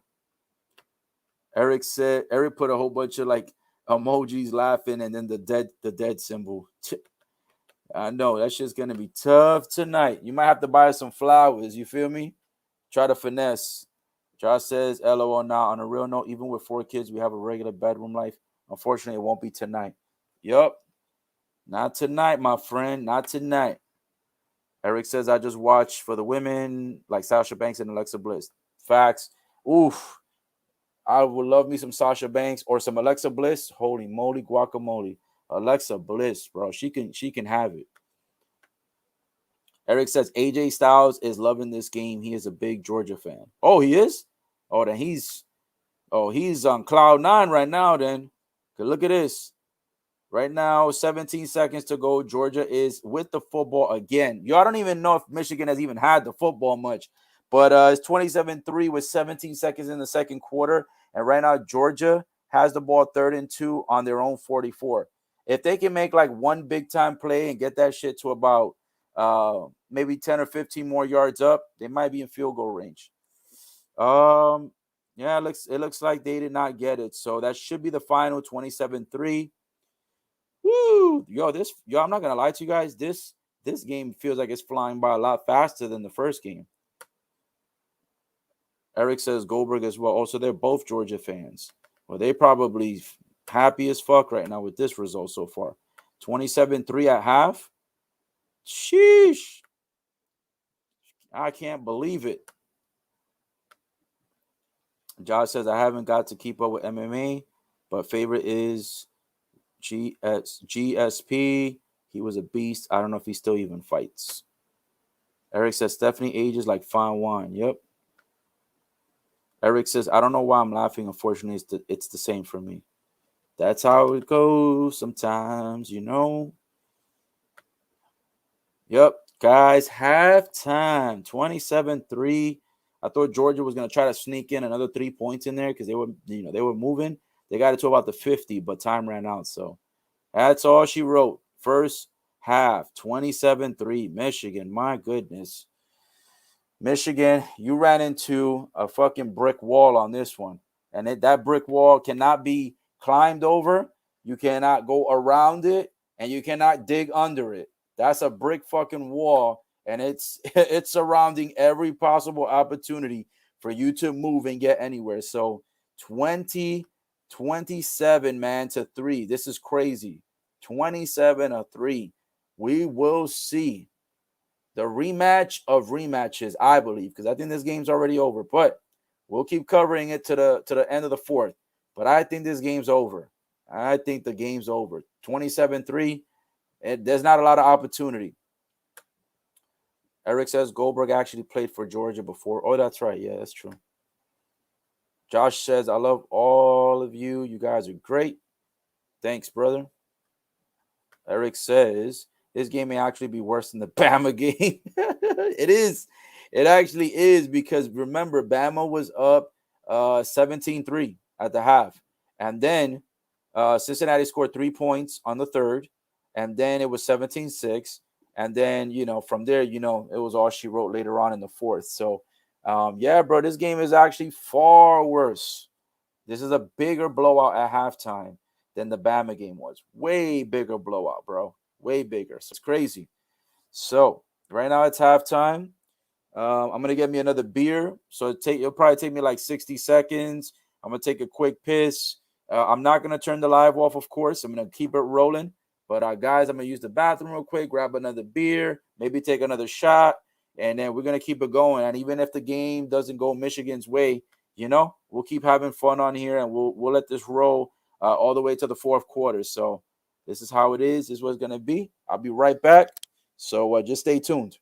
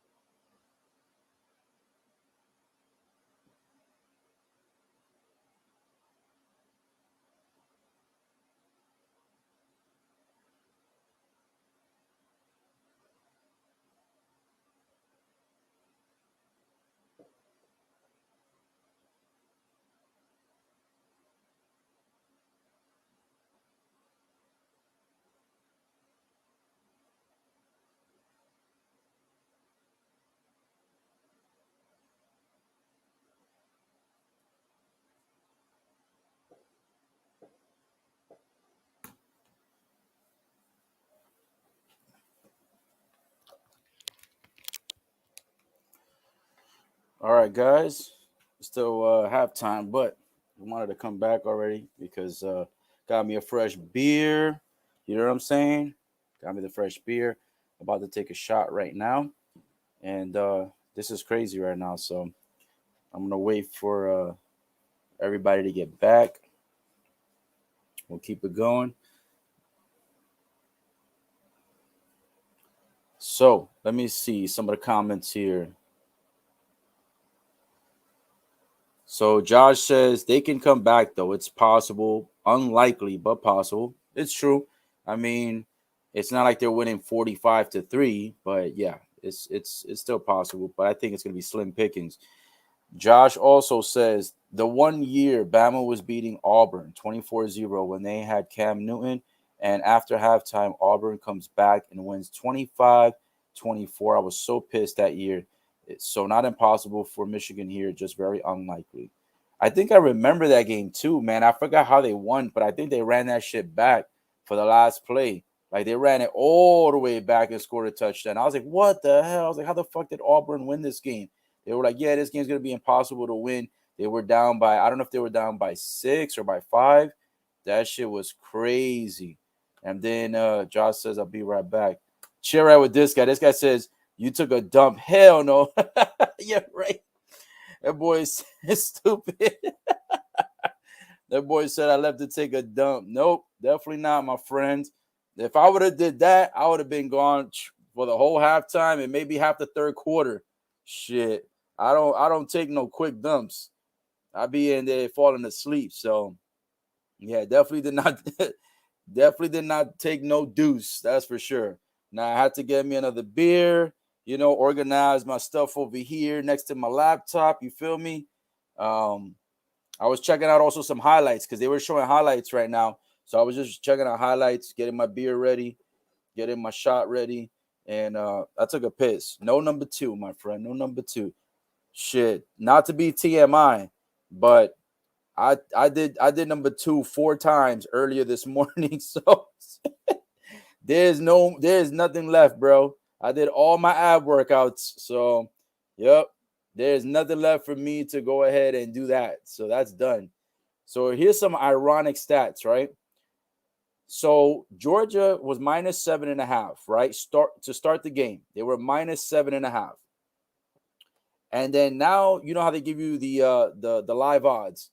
They went from 7.5 favorite, right? Before the game started, 7.5 favorite.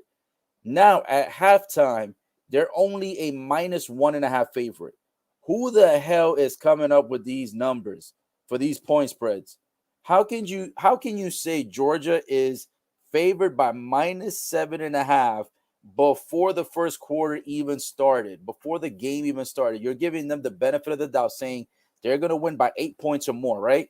So minus 7.5 favorite before the game starts. 2 quarters into the game, Georgia is winning 27-3. So they've more than covered the spread so far. If they continue on this path, they'll probably cover that minus 7.5, which I thought they weren't. But who the fuck is coming up with these odds for the second half line? Like, do they really think Georgia is only going to win by 1.5 points? Like, these people are the worst. I don't know where they're getting these stats, bro. But these are some of the worst experts of all time to come out and predict a minus 7.5 favorite Georgia, who is now up by 24, to go to a minus 1.5 for the second half line. That don't make no sense. Where are you getting those numbers, bro? Like, this shit is, unless they're saying that the minus 1.5 was, what they were assuming. No, because that's not even gonna make sense. So no, that sheet doesn't make sense, bro. They're gonna win by way more than that. Whoever takes that bet is stupid. Josh says, nah, different year. You're talking about the Gotasek. Yeah, I forgot what year it was, but Auburn, I thought it was against Alabama. I can't remember. But that Auburn, that time when they had no opportunity to win, and then they run that shit back and somehow win. I don't know if it was off a missed field goal or if they got it off the kickoff. It might have been a missed field goal. They caught it, and then they ran it to the crib. I can't remember, but that shit was epic. That broke the hearts of the other team, and I thought it was against Alabama, but that shit was nuts. I can't remember. But woo, guys, even though the game ain't back, I'm back. You guys are back. 27-3 at halftime. A ridiculous fucking blowout. Right now, there will be no cheeks tonight for anyone who is a Michigan fan. There will be no cheeks being passed tonight. You know what I'm saying? We got Josh saying, yeah, missed the field goal. Okay, so it was a missed field goal. Okay. 1 second left, 100-yard run. Yeah, it was weird, bro. It was literally like no time left on the clock. And then the field goal was short. Homie catches it and runs that shit to the crib. That was fucking epic. That's got to be one of the best college, that's got to be one of the best, not only one of the best college comebacks of all time, but that's got to be one of the best college victories of all time. That's got to be like top 2 for me. And I haven't been watching college forever, but that's got to be top 2, bro. If not top 1. Like, how the hell do you you caught a field goal miss and then ran it 100? Come on. That shit is nuts. And it wasn't a regular season game. Like, that's the other thing. Truly Heel Romeo says, nah, that line got to be wrong or an error. Nah, bro, I'm looking at it right now. This shit is on CBS Sports. They're saying second half line. They're saying Georgia -1.5, and they're saying the over and under is 20.5. So they believe that Georgia in the second half is only going to win by -1.5, and they think that the over and under for that second half is only 20.5. They're fucking nuts. Georgia's going to win this shit by, I got it wrong initially. I said they were going to lose. I mean, they were going to win only by like 7. But even with that, they're not going to fucking just win by 2. Like, this stat sheet is a joke. CBS Sports, you're fucking up, bro. It's still on the screen right now. They literally have it as -1.5. If they would have said -11.5, I'd be like, oh, okay. That makes more sense. You increased from -7.5 victory overall to a -11.5 by the second half line. That could make more sense, especially with a fucking 24-point deficit. So, guys, if this game ends by 2 or 3 points, this shit is rigged, because CBS Sports is saying that the second half prediction is that Georgia's gonna be up by only 2 points. That's a bunch of baloney. That's got to be, like Romeo says, that's got to be an error, or these guys are fucking around with Vegas, because there's no way they're just gonna win by 2. Let's be serious. They're up by 24, bro. Like, mathematically, where the fuck did they get that from? This has got to be a Vegas rig, son. I think Michigan's about to make like a 20-point unanswered comeback, bro. This shit's about to be hella rigged. If this shit happens, it's going to be so rigged, bro. So rigged. Hashtag rigged by Vegas. Rigged by Vegas, son. Watch. They're going to try to rig this shit.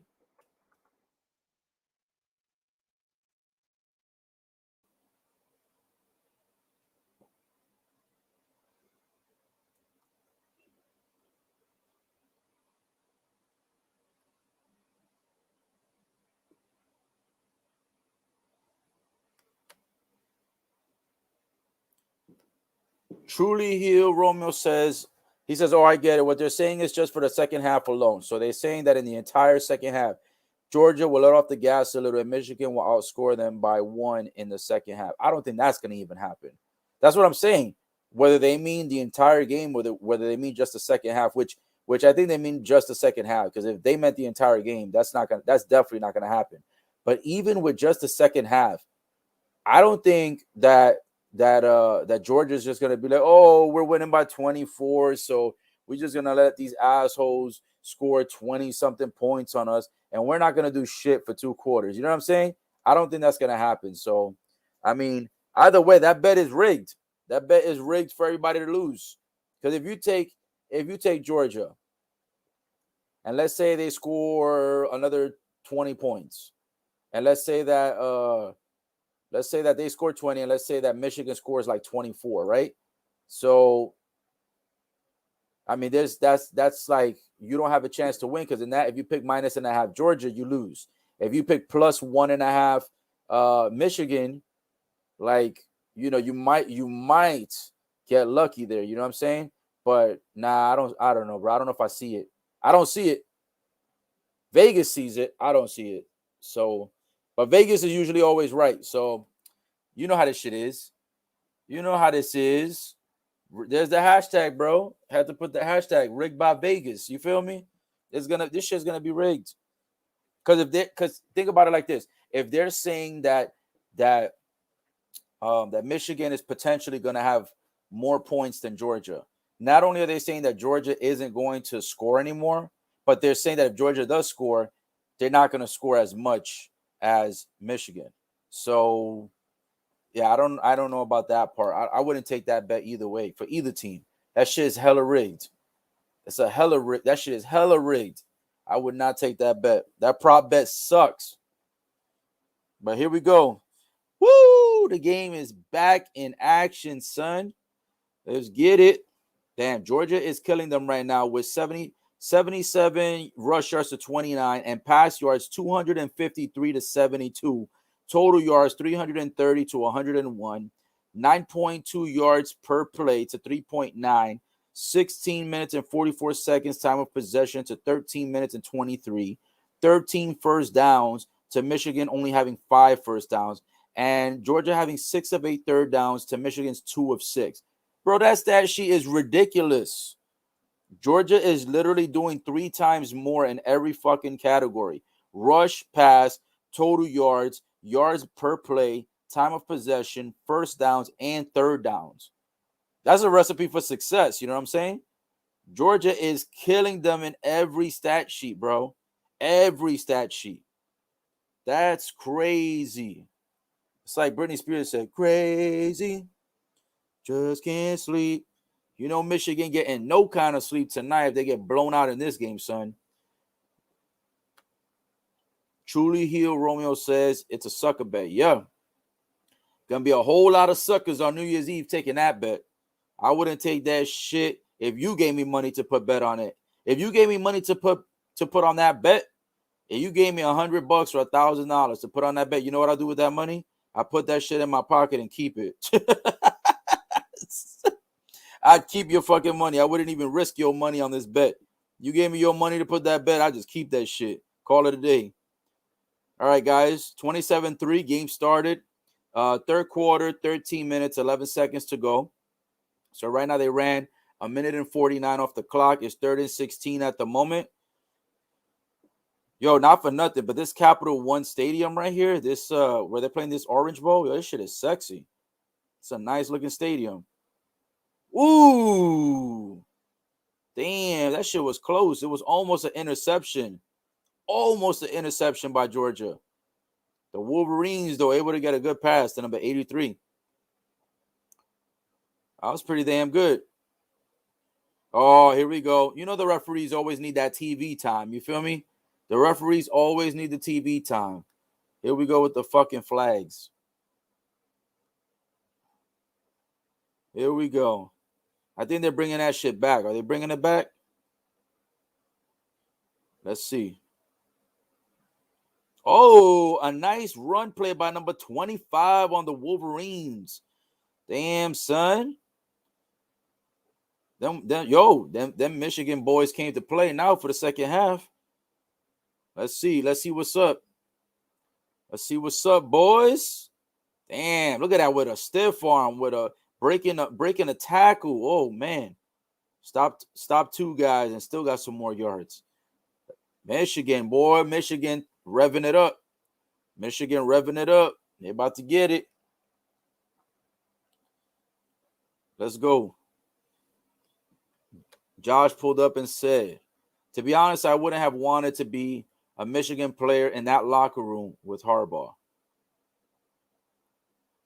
Well, we will see, my friends. We will see. Right now, Michigan is moving the ball pretty good to go ahead and start this third quarter. So right now it's 2nd and 7, 11 minutes and 55 seconds to go. So it is becoming a little bit more interesting, a little bit more competitive. Let's see how this goes, bro. Boom. It is now 3rd and 7 with looks like it was no gain. Yep. 11 minutes, 42 seconds in the third. You see, this is the thing. Michigan has literally the only category that Michigan has where they're either equal to or slightly under against Georgia is the time of possession. So usually when teams are winning 27-3, it's because they've had more time of possession and they ran a lot of the clock.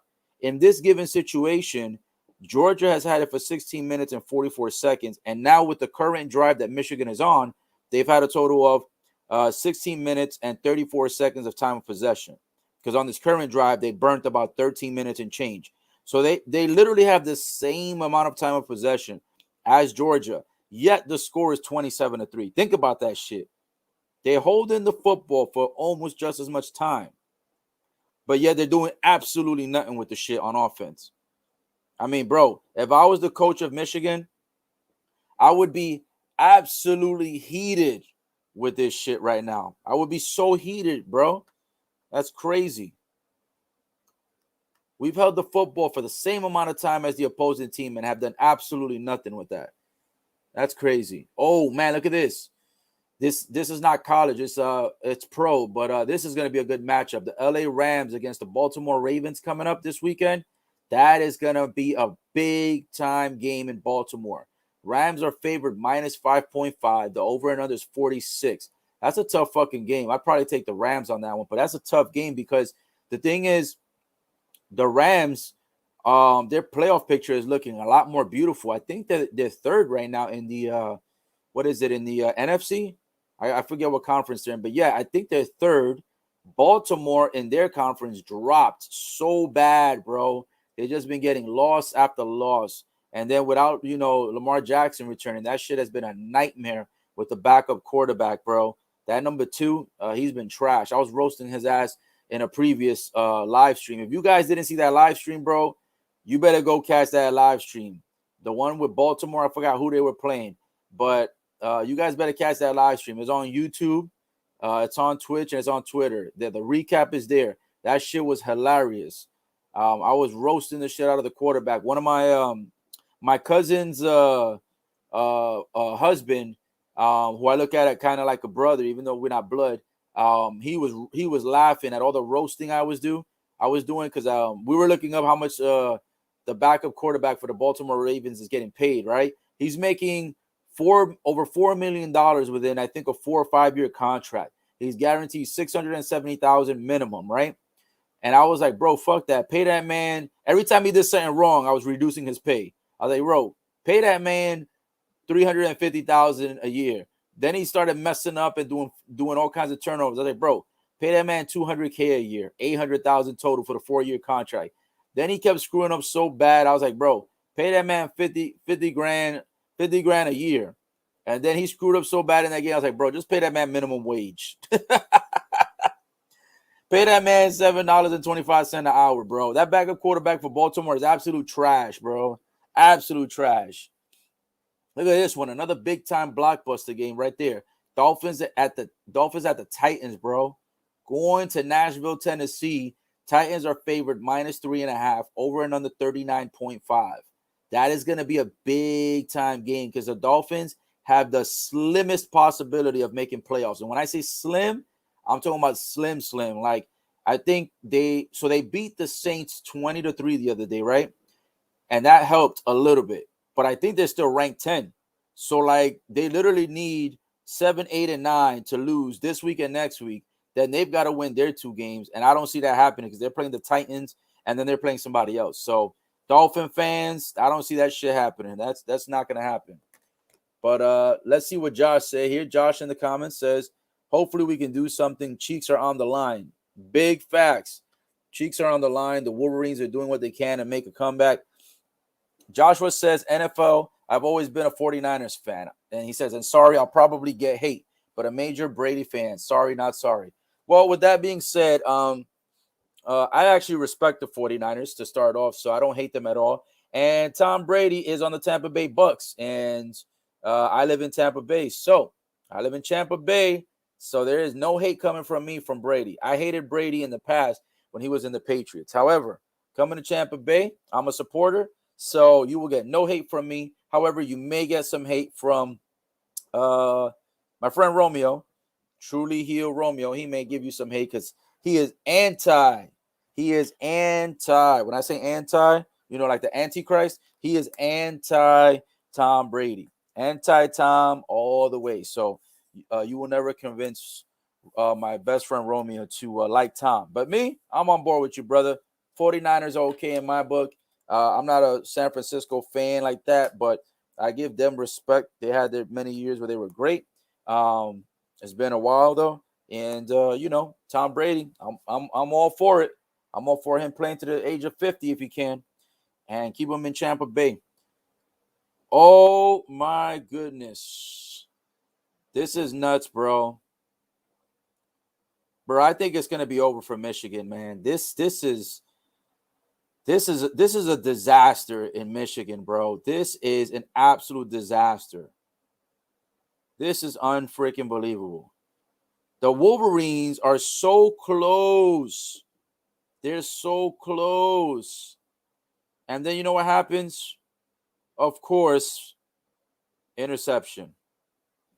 Unfreaking believable, bro. What is Michigan doing out there? Like, what the hell is Michigan? Do you want to make the championship?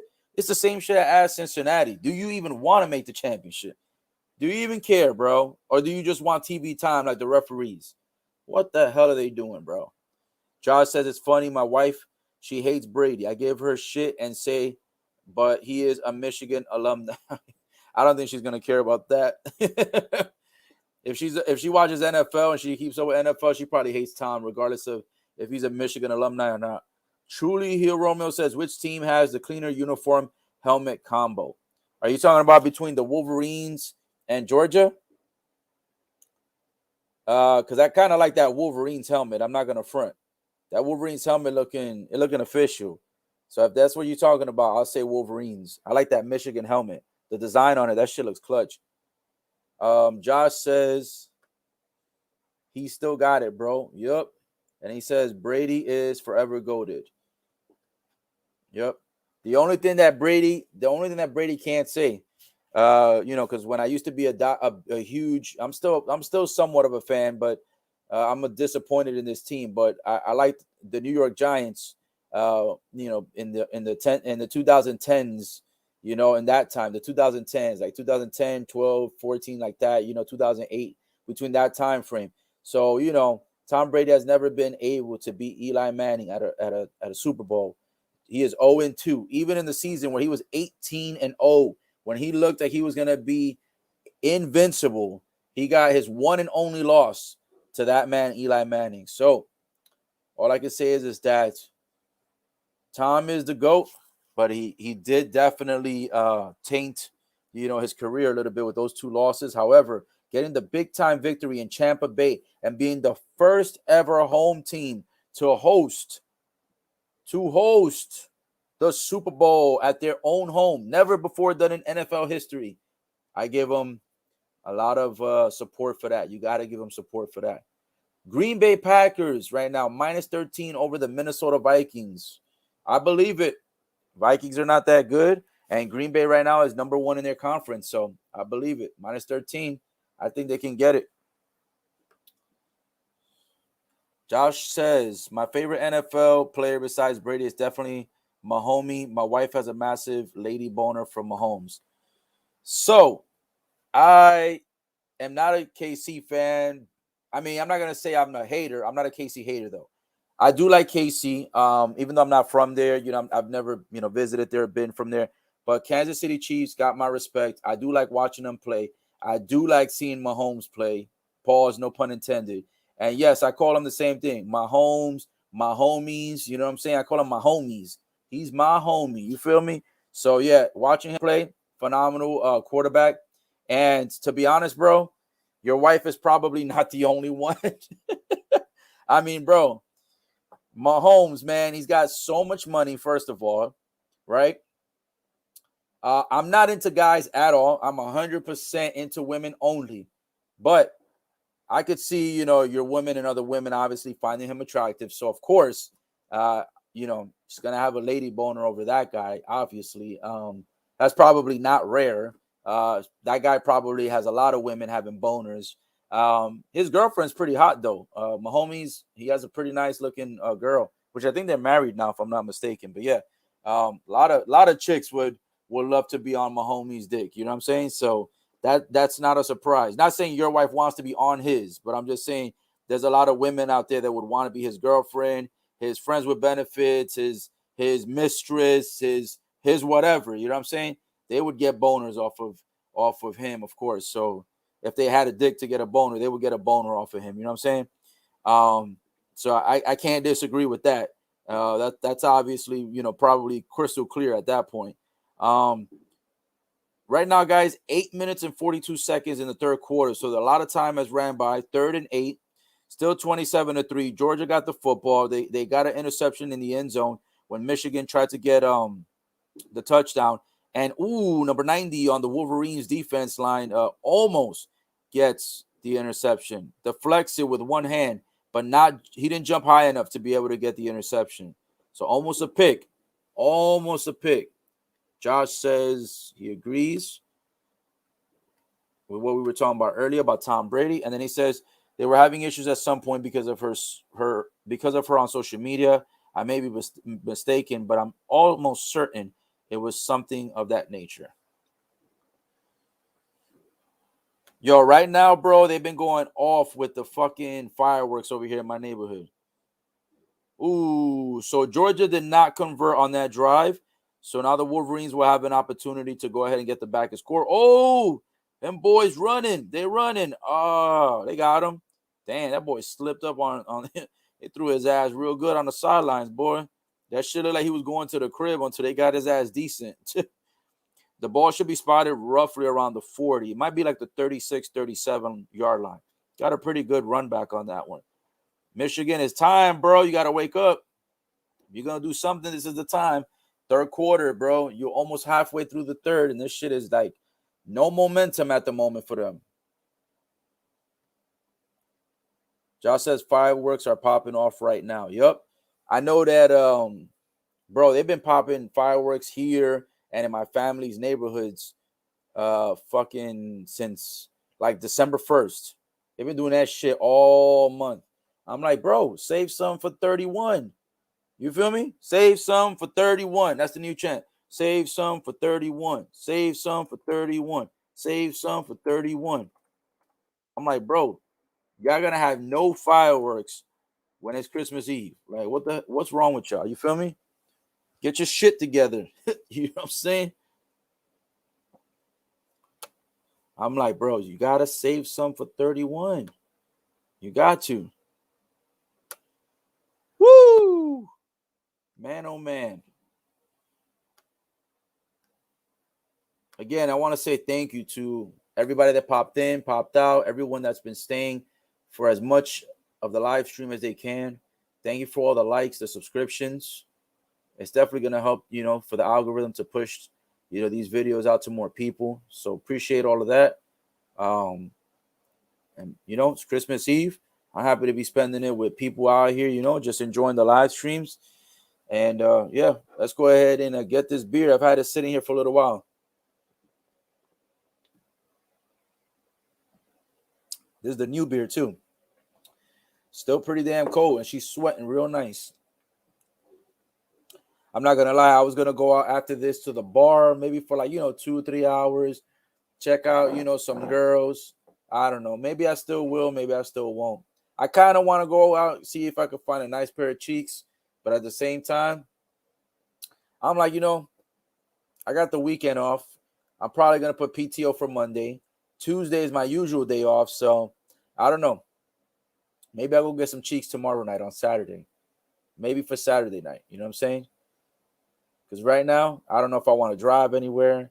You know how this shit is going to be. Parking's going to be a mess. Traffic's going to be crazy. Everything's going to be too packed to the point that you can't even really find nobody. It's going to be too much shit going on. So I might just leave it for tomorrow night. We'll see. But right now, just enjoying the live stream, the beer. About to take a shot. It's been about an hour and a half since I took one.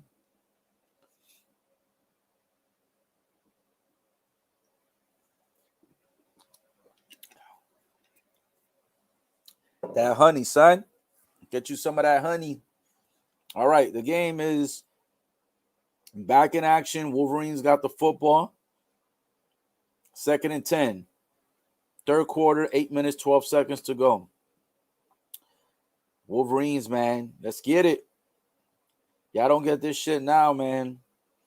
This game's gonna be over. I think this is a critical drive right here because there's only 8 minutes and 12 seconds to go in the third. Damn, this team looks exhausted. The Wolverines, they look so damn tired. Oh, speaking of which, I don't know if it was you, Josh, that mentioned it or if it was Eric. Yeah, I just noticed that the Orange Bowl where they're playing at right now, it is in Miami. Yeah, because it's the Hard Rock. They just showed like a what's it called? A close up of the top part of the stadium. And yeah, it's Hard Rock. I actually went to that stadium for the first time ever this year.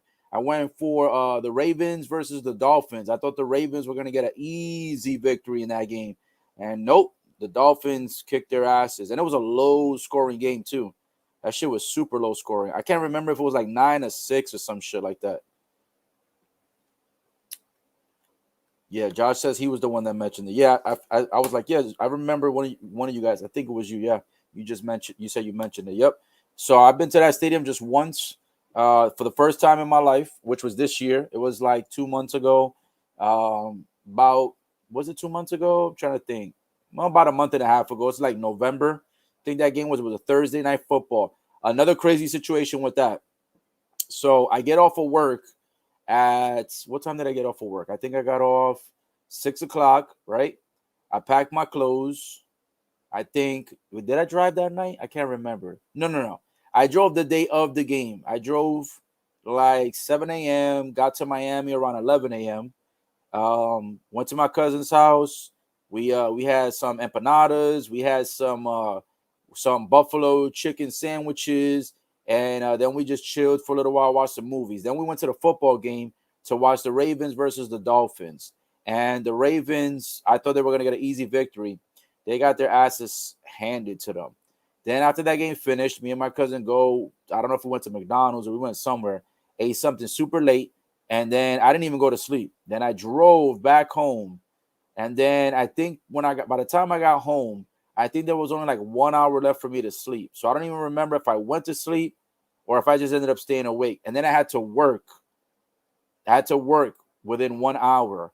So I ended up just clocking in and just doing my shit. So that was another situation. It wasn't as bad as the Louisiana situation because Louisiana was 12 hours, then 4-hour game, and then 12 hours back with no breaks in between.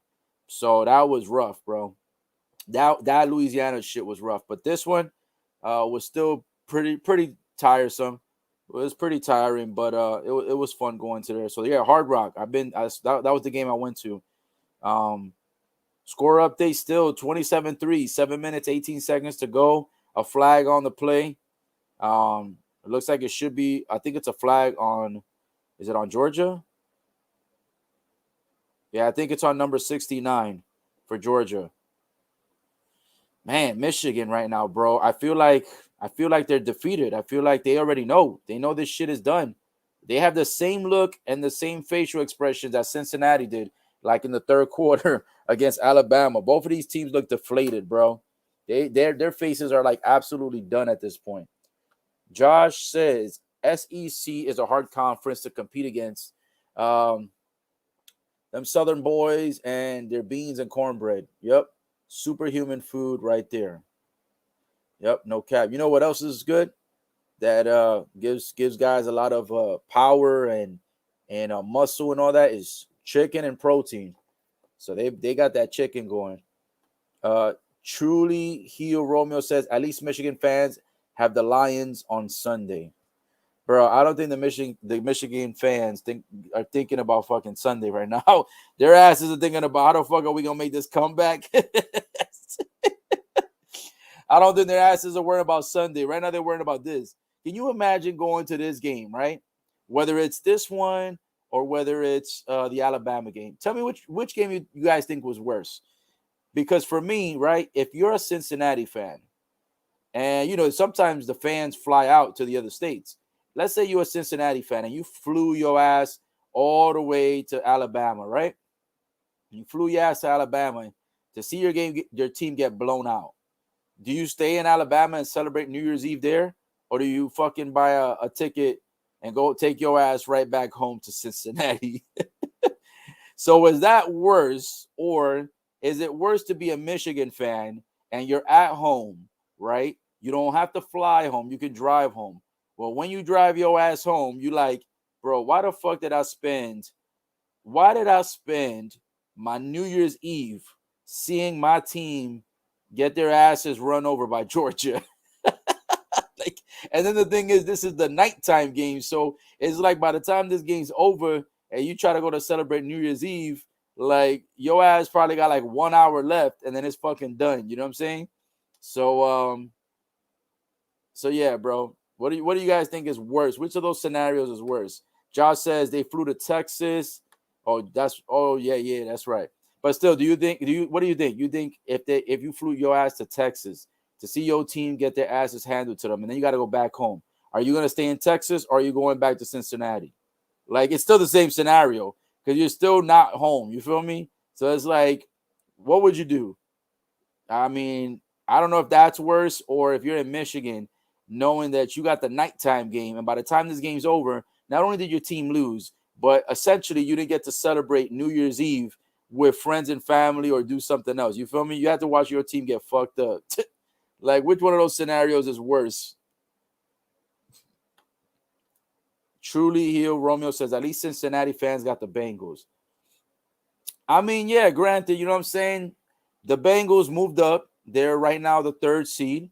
They're doing good. If Tennessee loses, this game to who are they playing? The Dolphins. If Tennessee loses that game to the Dolphins, and the Bengals win, potentially I think that switches them to second and Titans go to third. I gotta double check the conference records because I don't know if Tennessee's conference record was as good as the Bengals. I forgot what the records. I gotta check it again. But yeah, that's a big time playoff shift right there. You know what I'm saying? So Bengals, they win and Titans lose against the Dolphins. That's gonna be that's gonna be some sweet shit. They're gonna have something to celebrate at that point. It's not gonna be the Bearcats, but they're gonna have something to celebrate for the Bengals. You feel me?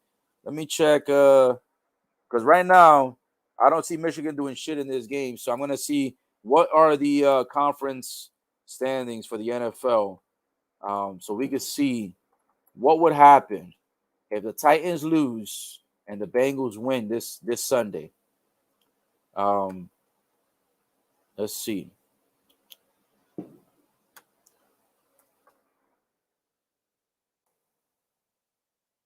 Woo! Man, oh man, this game has been terrible for Michigan. Shit. This game has been absolutely terrible for Michigan, bro.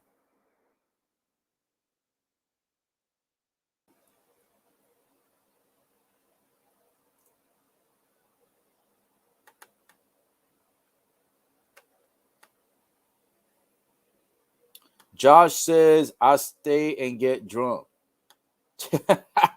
And he says, I try and forget that shit for the night. Yep. I think the best thing would be is get drunk, go to a bar, find some cheeks, clap the cheeks as hard as you can, bust the hardest nut you've ever done, and then you can at least go home happy. You know what I'm saying? Truly Heel Romeo says our teams play on Sunday. Bucks 42, Jets 9. That sounds about an accurate prediction as it's gonna get, my friends. I don't even know if that game's worth. I know they're my home team. They're Tampa Bay. Well, they're my new home team. I don't know if that game's even worth doing a live stream for because it's just gonna be like the Jets are gonna be completely eviscerated. But I'm gonna check the hot ticket games for Sunday, and we'll see which ones. We'll see which ones are looking good. If there's any good ones, maybe I'll run a live stream on that. Josh says I live in Indy now, but I was a Colts fan when they had Peyton. Oh yes, Peyton Manning. Um, even though he's only had one championship, I think Peyton Manning, you could put him up there in top 5, top 8, top 10.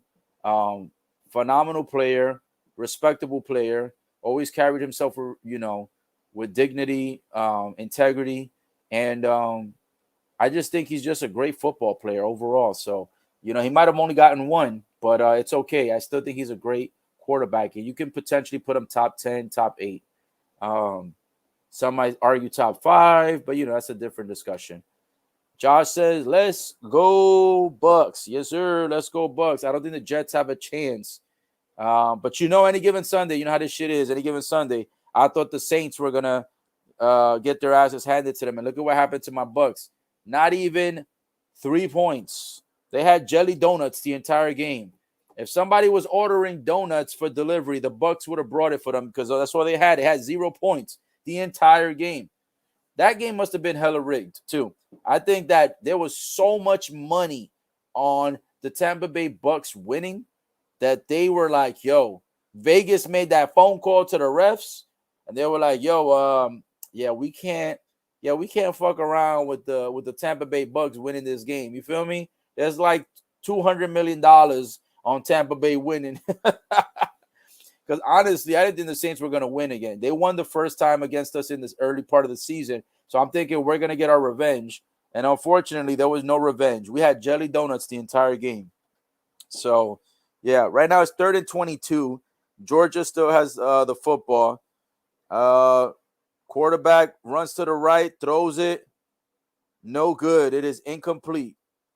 They will go to 4th and 22. And right now it is 2 minutes and 4 seconds. I'm going to be honest with you. I think that Georgia is just fucking around here. I don't think Georgia is even I don't think Georgia is trying to score. I think they're just trying to run the clock. If I'm being honest, they just trying to run the clock.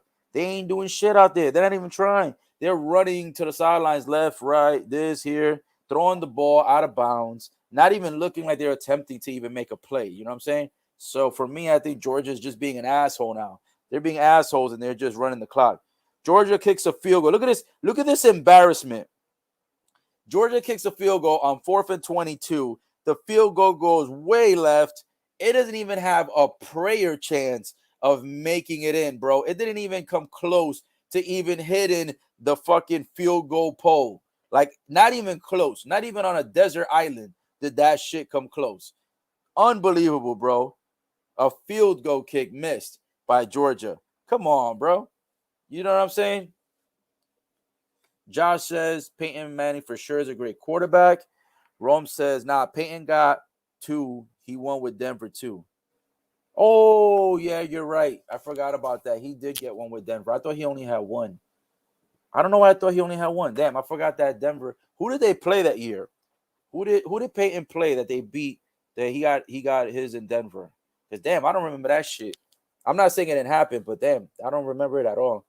Josh says, I will miss Drew Brees too. Another great one. Yep. Josh, on that topic, this is what I think. I think that Drew Brees retired a little bit too early. And I personally think that after this season, the way the Saints have played, they're going to try to entice Drew Brees to come back. Will he come back? Probably not. I think he might be comfortable with, with being off the field. I think he feels like he's done his part, for New Orleans. And I think he feels like he's done more than enough for his own stat sheet, for his own career, and just for the quarterback position. So I don't think he's going to come back. However, there are rumors, and there's speculation all over the internet that Drew Brees, they're trying to entice him to come back. If they give him the right amount of money, will he come back? Maybe. Maybe if they give him like, almost double of whatever he was making in his final season, and maybe they give him like 3 years, 2 years, they might entice him. They might get him to come back. Will he come back? Probably not. I think Drew Brees looks at football differently than Tom Brady. I think that Drew Brees doesn't want to be in the game till he's like 50 years old. Tom Brady has no problem wanting to be in the game until he's 50. He has no problem with that. Will Giselle be happy with that? I don't think so. Giselle's Tom Brady's wife. I don't think she'd want him to play to 50, but I think that he will do his best to play to 50. Drew Brees, I don't think he's looking to play to 50 and beyond. You know what I'm saying? I think he's done getting hit. He's done, I think he's just done. Sometimes your body can only take so much, and maybe he's just done with it physically. So I think that might be the reason why he won't come back. But are they going to entice the shit out of him? Yeah, because that quarterback for the Saints, bro, that dude's trash. That quarterback for the Saints is not good. And then the Saints defense is terrible as well. So it's like, I think they're going to entice him. I don't know if it's going to work, but I think they'll try to entice him. Joshua says facts to Romeo for what he stated earlier. And then he says, me too. Josh says, me too, man. It would be nice, but even if he said he just didn't feel the same as he used to. And then Romeo says they beat Carolina 24-10. Oh, was that the year that Cam Newton was running wild and he was like, that was one of those seasons where he kept doing this shit, the Superman open chest. I don't see him do it as much anymore, but he used to do it all the time. And Cam Newton looked like he was almost unstoppable that season. And then he ran into Peyton. Was that the Cam Newton game with Cam Newton, that Cam Newton season when he was having a phenomenal season and then he lost? Or was that before that? Because I know there was a season Cam Newton, he thought he was going to win it all, and then he choked. He choked real bad. So I don't know if that was that season when he was in Carolina.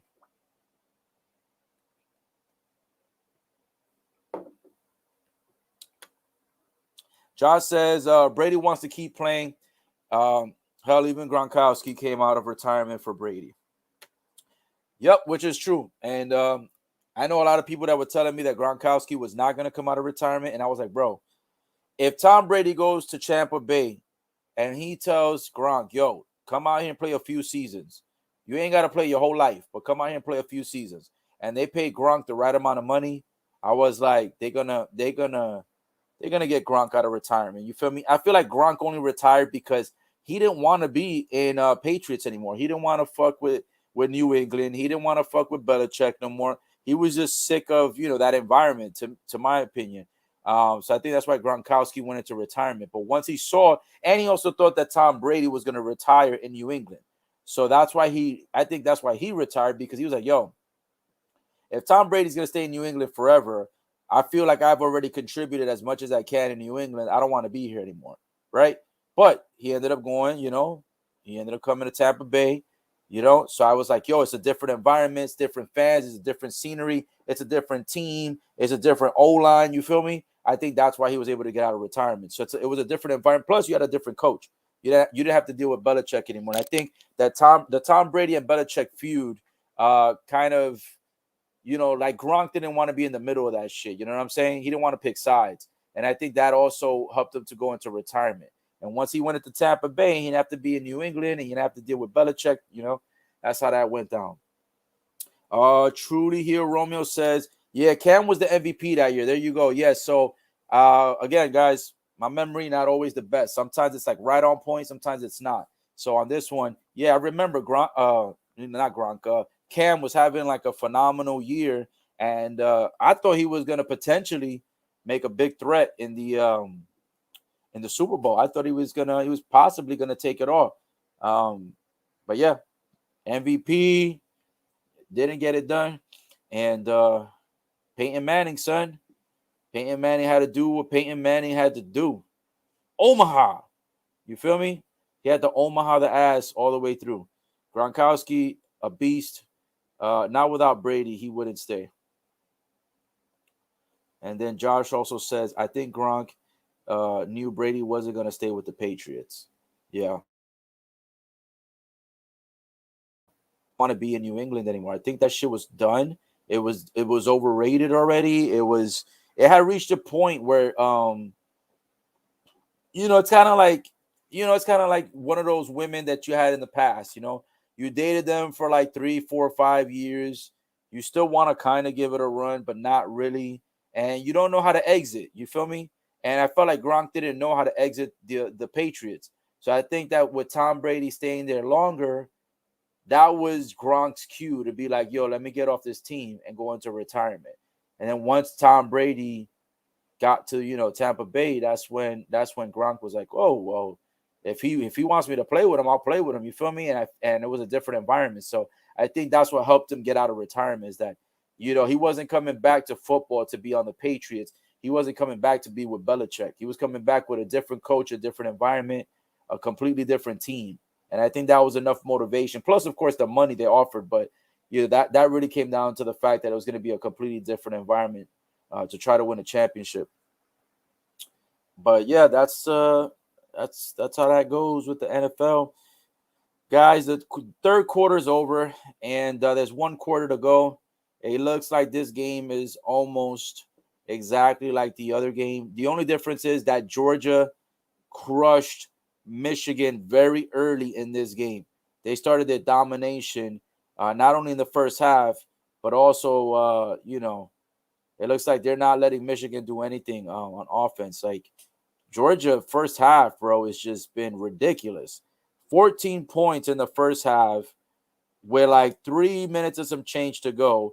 And then in the second, actually in the first quarter, they scored 14 points. In the second quarter, they scored 13. And then they held Michigan to only 3 in the second quarter. And then nobody has scored so far in the third quarter. So, like, I think the fourth quarter is almost going to be like a wash. I think at best, Michigan scores like 7, and that's about it. And I think Georgia maybe goes up to like 34, maybe like, 30, 37 points. But I don't see Michigan getting more than 10. I think they're going to get 7 points, and 10 total is going to be what they're going to get on this one. So this game may essentially be already over. I felt like it was over at half. But, again, with college games, you never know. Shit can always turn around. But for me, I felt like at halftime, this shit was already done. So for the fourth quarter is on the way. 3rd and 6. Looks like right now, let me see who has the football. Looks like the Wolverines have it. Yeah. So Michigan's have it. 3rd and 6. Ooh, a blitz. Oh, damn. Yo, number 4. Oh, shit. Almost gets a quarterback sack. Michigan throws the football, but it goes out of bounds. It's going to be 4th and 6 in the fourth quarter with 14 minutes and 51 seconds to go. Unfortunately, Michigan did not convert on the third.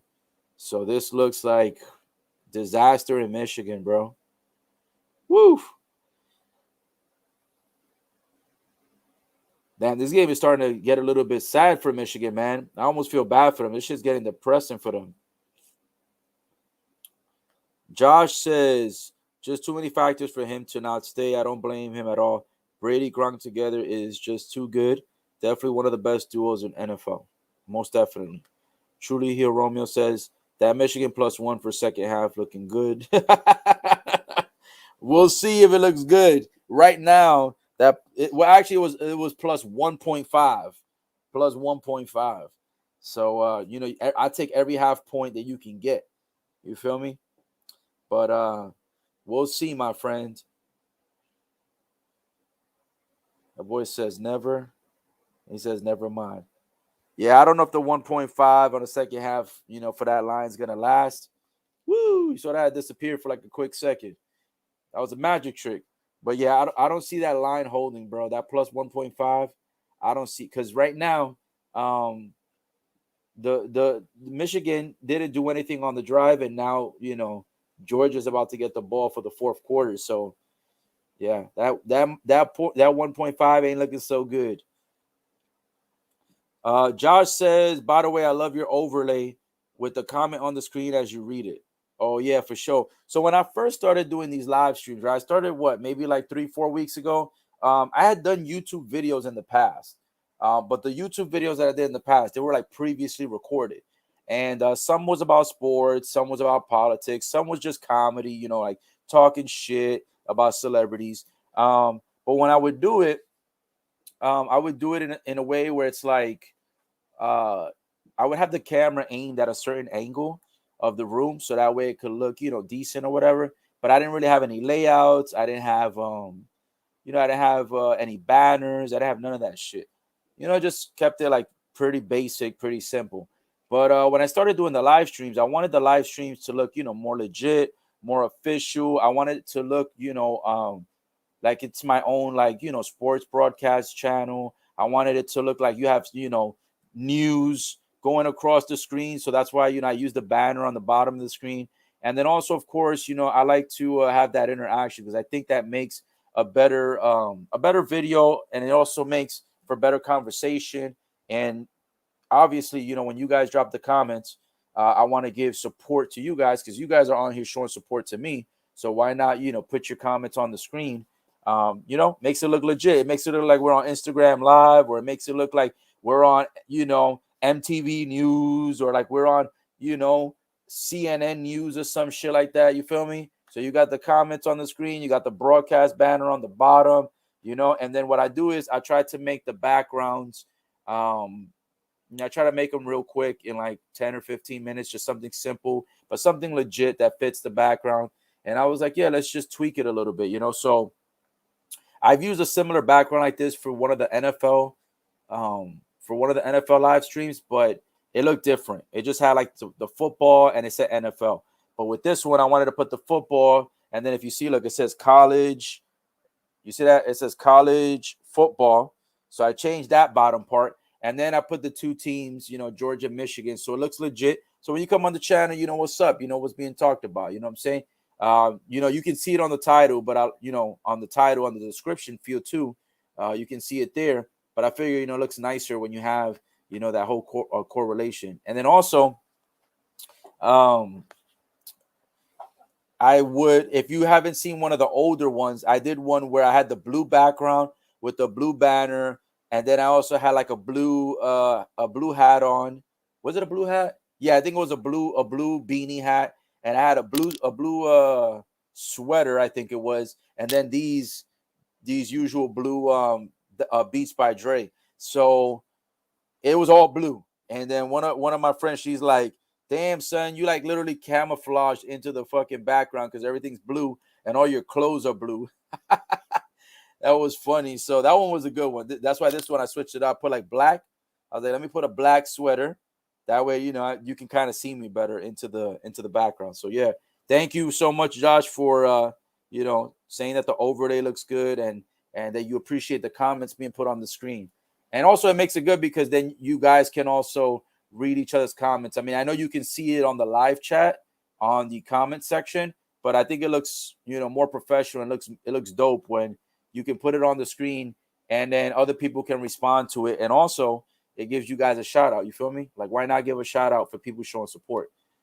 Josh also said, speaking of celebrities and bashing, etc., have you heard Dax's next rap god and next rap god 2? Shit is insane. No, I have not heard that. But have you heard some of Russ's Chomp 2 songs? I don't know if you listen to Russ or not. A lot of people don't. Some people listen to Russ, and a lot of people don't because they rather listen to like artists that are signed up with a record label versus indie artists. But Russ is still technically he's indie, even though he's a big name in the industry. He's still indie, and so Russ, man, that Chomp 2 album, fire. That shit is fire. I heard like 4 or 5 songs, maybe 6 songs on that, bro. That shit with the one with the Papoose. The one with the game. What else? The one with Ransom. That album is crazy. If y'all haven't heard Chomp 2 with Chomp 2 from Russ, that shit's fire. And then he said anything that he hasn't performed with an artist in Chomp 2 or Chomp 1, he's gonna make a Chomp 3. So it's somewhere in the future, he about to make that shit even more lit. That shit's crazy, bro. The people I think he has Jada Kiss on one of the songs too. It's just crazy the amount of artists he has on that. But no, I never heard of I don't think I really heard of I never heard of Dax. So maybe I'll check him out one day. If he's on Spotify and shit, that's what I use. I'll do that. And then I got songs on Spotify too. Because I started doing music last year and this year. I released so far a total of about five songs, I think, maybe 6. I think it might be 7 actually right now. So yeah, some of my music, you can hear it too. I have other music that I haven't released yet, but I've got music on Spotify, Apple, Deezer, Tidal, Amazon, pretty much like a lot of the huge platforms and a lot of the small platforms too. It's also, I think, on SoundCloud, if I'm not mistaken. So yeah, I've got about 5 to 7 singles out right now. Out of those 5 to 7 singles, I say like 4 of them I really like. The other two or three, they're all right, they decent, but I want to keep upgrading my performances and upgrading my skill set in the rap, the rap game, in the rap world. So yeah, I also got music released as myself. I haven't done an album yet. It's just been straight singles, just releasing singles every like 3 to 5 months. Score update. Oh shit, Georgia. Damn, look at the fans' faces. They are fucking depressed in this Michigan game, bro. This they show this lady's face. I don't know if you guys are watching it simultaneously like I am, but they show this lady like this. She's just like grabbing her blonde hair, like she about to rip that shit out. She's like, yo, they scored again. Like she's pissed, dude. Score update. If you're not paying attention, 34-3, 11 minutes and 11 seconds to go in the fourth quarter. Make a wish. 11-11 remaining in the fourth quarter. Georgia scores a touchdown and a 1-point field goal in the fourth. It is now 34-3. This game has become a worse ass kicking and a worse onslaught than the first game. We thought the first game was bad. This is really bad. There will be no cheeks tonight, my friends. There'll be a cheekless night. Cheekless. Joshua says, be warned, NRG is a 10-minute rap song and NRG 2 is a 20-minute rap song. Not going to lie. He said, I'd give him the rap god crown for real. Josh also said, no, I haven't heard of, he said, here, Chris Webby.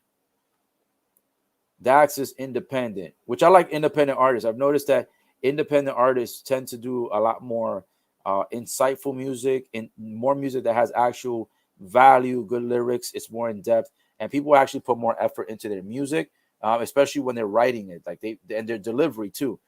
Delivery is a lot better. You know what I'm saying? A lot of these top rap artists, they're really good commercially, but if they were alone, a lot of them wouldn't make it because they wouldn't have all the money from the record labels to throw out all the promotions and the marketing and shit. So a lot of them, they just, they're big because they're in the right record label or they have enough money. You know what I'm saying? Some of them wouldn't even make it if it wasn't for all the money from the record labels. Josh says, I'll check out Chomp 2. Yo, fire. Chomp 2 is fire. That shit's crazy. That almost every song on that album goes ham. He says Dak's gonna make an RG3. That's an hour. That's crazy, bro. So he's done. You said the first one he did 10 minutes long. The next one he did 20 minutes long, and now he may try to make another one an hour. Bro, that shit would be nuts. He says that also the NRG videos are done in one take. Yeah, bro. I like talented people, especially like in rap music. Definitely love talented people for sure.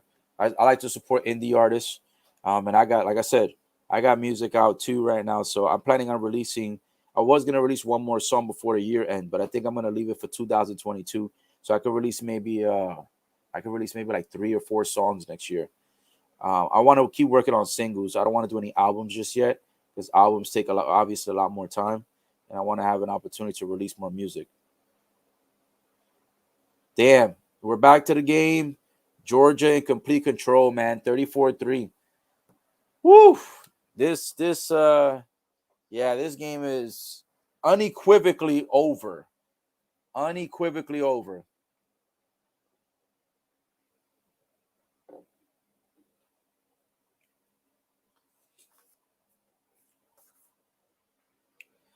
Joshua was asking, is your stuff on YouTube or not? On YouTube, I think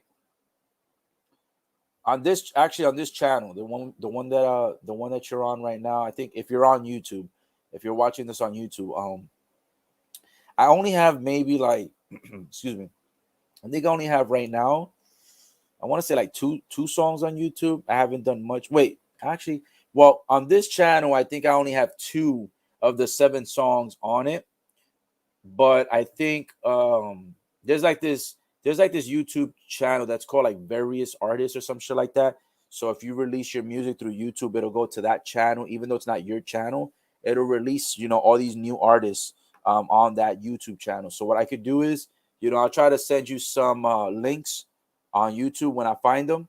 and I'll send you the best ones. You know what I'm saying? Because some of them are better than others, and then there's different flavors and different styles. So I'll send you what I think are like my top 3, top 4 songs, and then we'll see from there.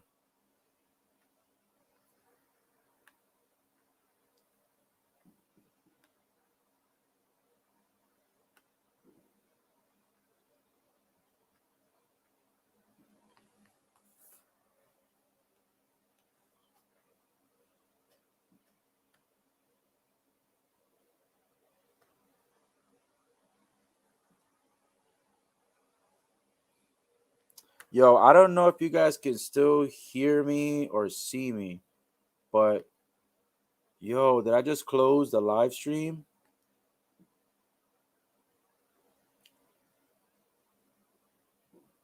Hold on a second. Let me see something. What's going on here? Hold up.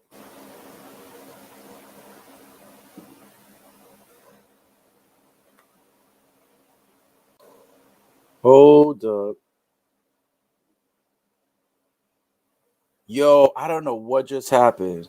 Hold on. This is so bizarre.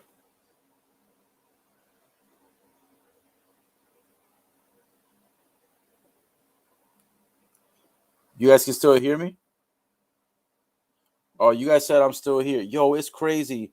So, I was like this cleaning off my laptop, right? And I'm here swiping. And as soon as I swipe, it did this weird thing where like it shifted me over to like another screen on the same laptop. But yet the other screen is like hidden somewhere and I don't know where it is. So now it's like I have like 2 screens with the same live stream open. It's weird.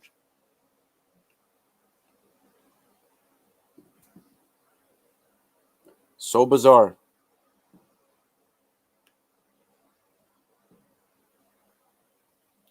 Well, anyways, I guess the broadcast is still going. I thought I screwed it up. But yeah, bro, I'll send you links, Josh. Just let me know. If anything, let me see something here. Do you have Instagram? Because I could probably send it through like a direct message through Instagram. And Josh also says, just please don't end up like the piece of shit rappers that did that shit in Wisconsin. I don't know if you heard about the guy that ran through the parade this year, but bro, effing people like that, special place in hell. Yeah, I heard about that stuff, and yeah, that's a bad vibe, man. I'm trying to be different from a lot of people. I'm not trying to sound like nobody. I'm not trying to look like nobody. I'm not trying to rap like nobody. So yeah, I ain't trying to. I ain't trying to be in that level. Truly, here Romeo says, "Yeah, you still here? Okay, sounds good." And Josh, so your Instagram is Slapna Ninja. All right, I'll look out for that. I'll go ahead and add you. I'll look it up. Look that up in a minute. And then we'll go ahead and get you added. Yeah, bro, this game is definitely it was done since the second quarter, and it's definitely done now. 8 minutes, 49 seconds, 3rd and 3. Sheesh.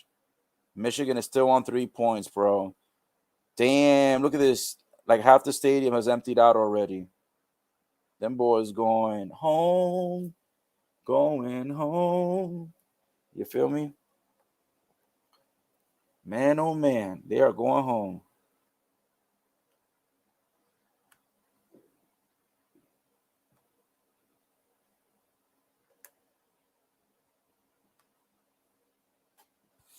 Well, this has been a very, very interesting game, man. I thought this game was going to be more competitive. I knew Bama was going to be like a blowout, but I thought this game was going to be a lot better. Well, guys, the -7.5 covered. -7.5 covered. Oh, and the -1.5 that covered for Georgia. You see?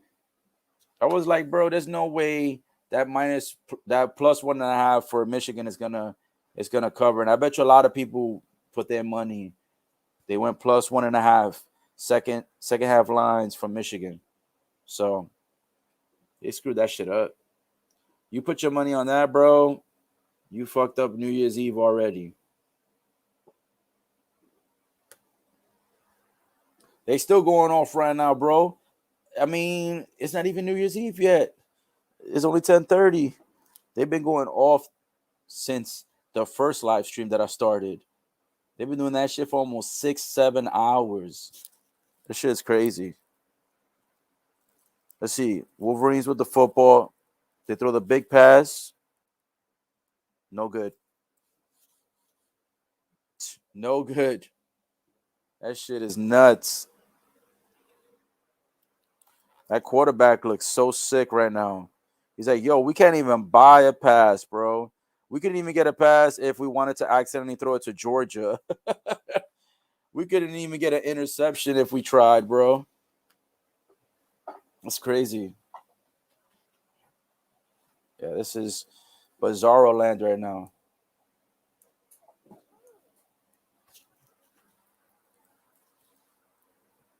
I try to give Michigan the benefit of the doubt, though. I did try to say that I thought it was going to be like a 3-point, if they lose, it's going to be a 3-point deficit. I didn't think it was going to be a fucking 31-point deficit. That shit is crazy. Let's give a toast out to Michigan trying, but not making it. So,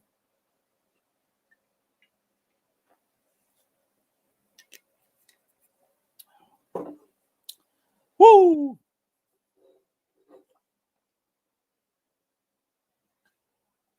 Damn, now I think I'm in the mood for pizza, but I don't know if they're going to be open. Pizza and wings would be nice right about now. I know you guys were all getting that shit earlier. People had that since the first live stream. First and goal. 8 minutes, 1 second to go. Fourth quarter. 34-3. Georgia's still up by a whole lot. A whole lot. That boy Truly Here Romeo says, Michigan strikes back. Well, we'll see. He says, I'm just interested for the second half spread. Well, so far for the second half spread, Georgia's covering the -1.5. So we'll see. We will see.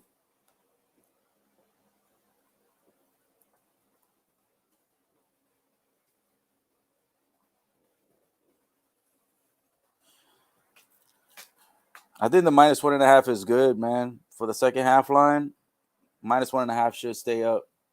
I mean, think about it. It's about what, 7 and change left to go. 7 minutes 59 seconds in the fourth. It's first and goal on the Georgia 10. Even if Michigan scores 7, Georgia's gonna get the ball back. They're probably gonna score at least 3. So if they score 3, that's gonna be 10-7 in the fourth quarter, which means that Georgia would still hold up for that second half line, which is the -1.5. So I think either way, Georgia's gonna hold up. We'll see. Josh says, my phone's on 5%. Need to put it to charge. Glad I found the channel. It's been fun. He's like, feel free to add me on Instagram. Always looking for more music. I got you, bro. I'll add you. Go charge up your phone. Enjoy the rest of the night with your wife and the kids and everything. And yeah, man, appreciate you finding the channel. I don't know how you found it, but yo, I'm gracious that you found it and you spent the time with us, with me, family, friends. It's been a dope ride, dope vibes. So you're always welcome. So you can jump on the comments anytime, bro. And he says, I'll be on the lookout for notifications. I hit that bell. Perfect. And he says, Happy New Year. Yes, sir, Josh. Happy New Year to you, to your wife, to your kids, man. Be safe, have fun, enjoy the weekend. I may be back on Sunday, possibly. And also, Romeo and his team will be doing the wrestling tomorrow night. So I may just be in the comments for that one. But yeah, I'll hit you up, Instagram, keep you updated. Enjoy, brother. Happy New Year. Stay safe.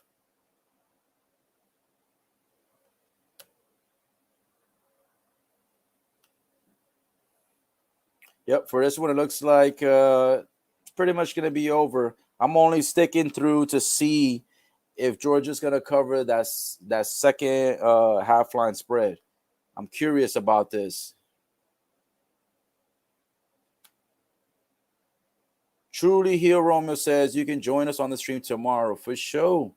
Let me know what's up. I'll be ready to go. we can get it going.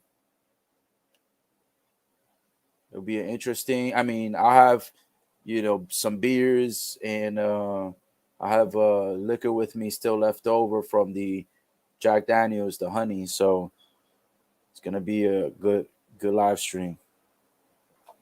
Will definitely be. It's gonna be a classic one.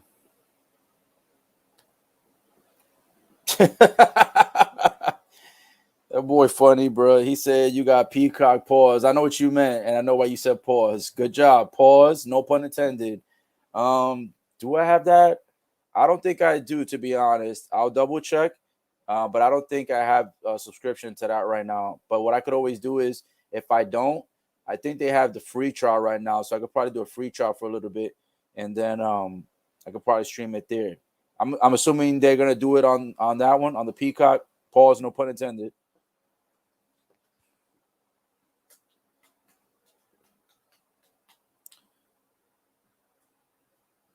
Ooh, right now it's second and goal.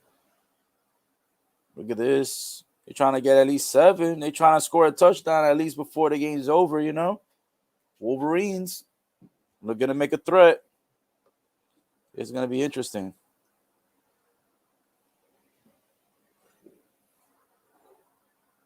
Oh, is that good? No. It does not look like it's a touchdown. Damn. They're right there, bro. Third and goal. Michigan. Damn. What y'all doing? Get it in, bro. That's what she said too. Get it in. Romeo says, yeah, they show all pay-per-views on there, but worst comes to worst, I can get you a link or you can use the login. Yeah.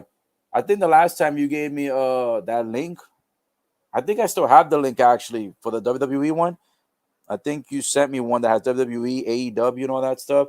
So I'll double check to see if that link is working because I forgot. I actually tried it today and I think it still works. So hopefully for the pay-per-view tomorrow, it'll be there. Plus that link seems to be pretty fast. It seems to be on point. Um, the link seems to be like right on time. So yeah, for sure. I'll try the link first. If that don't work, we'll figure something else out with either Peacock pause or with a link with a login or something like that. It'll be an interesting pay-per-view to watch. Gonna be tipsy for that pay-per-view.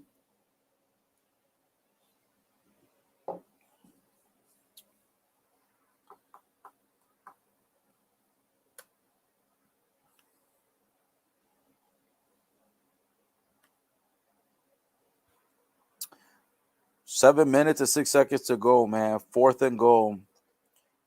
Right now, man is down, so it's gonna go to a quick little break right now. But yeah, man, this game's over. If I was Michigan, I mean, I know as much as a competitor you want to compete, but bro, let that clock run out, man. This game's pretty much done. I don't want to keep going in there battling and shit, and you know what I'm saying. I'm not gonna get nowhere. Score is still not gonna be respectable, even if they score a touchdown. It's not gonna be respectable regardless, because it'll be 34-10. So it's still gonna be bad. Bad for business. Oh man, when I get to go to sleep tonight, that's gonna be chilling. Give it a nice sleep. Always a good sleep when you have a few beers, you have you some shots, be good to go.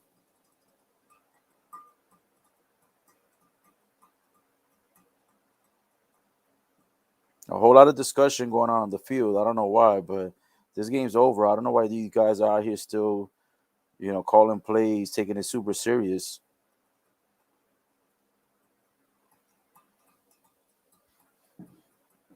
Bro, hurry up and get the playoff, man. It's fourth and goal. What are y'all doing? Taking mad extra time like you have a chance. Oh my gosh. On fourth and goal, bro, Michigan does all this shit and then gets a turnover on downs. Like, what the hell was the point of that? They did all this fucking razzle dazzle, all this, I'm going to confuse the defense type of shit. They run around to the corner and get no gain, and it's a turnover on downs, bro. No gain, no touchdown, no field goal. That's all she wrote, man. That is all she wrote. Bam was about to get the football and score another 7. Rome says, shake my head. He says, what was the play? They try to run around the O-line. And what happened was is that the defense read the play, saw it. He hits the runner and he pushes him out of bounds. This guy gets no yard gains. It was 4th and goal. They didn't even go for the field goal. They wanted to go for the touchdown on 4th and goal. So no field goal, no touchdown, no gain. Georgia gets the ball back now. That's fucking terrible, bro. That's the worst decision if I ever seen it. First of all, if they had an opportunity, right? Let's say that this game would have been like 34-27, right? If this game would have been close and it would have been 34-27, they would have literally just screwed themselves out of the fucking game right there, trying to make a last-minute comeback with that terrible fucking play. How do you go and decide to run the ball? You go around the O-line.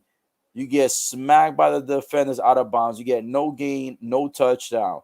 And now they can't do a field goal. It was 4th and goal. 4th and goal, bro. That shit was terrible. They were literally on the 6. They were on the 6. And they got no gain. And they got no touchdown. So Georgia's going to get it back. They'll be on their own 6. All they really got to do now is just make like 2 or 3 first downs, bro. And the game clock will just run itself out. Because there's only, like 6 minutes? 7 minutes even. 7 minutes, 0 seconds. Yeah, bro, I agree. That shit was a dumb call. Stupid dumb. I don't know what they were thinking.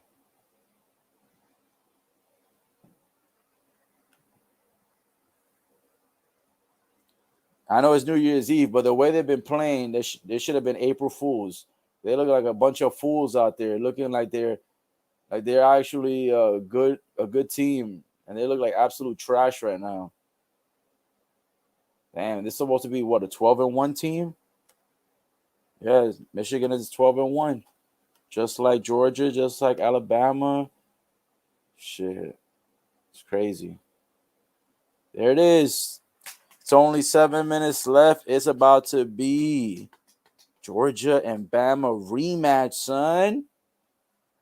Out of all the predictions today that I got, some right, some wrong, the main one is Georgia and Bama rematch. That's the teams that I needed to face off. Now I just need for Georgia to beat Bama at the championship. And guess what? I win the bet against my friend. Woo! We are 1 game away from me winning the bet. Let's go. Let's get it. All right, it's 6 minutes, 45 seconds. It's 2nd down.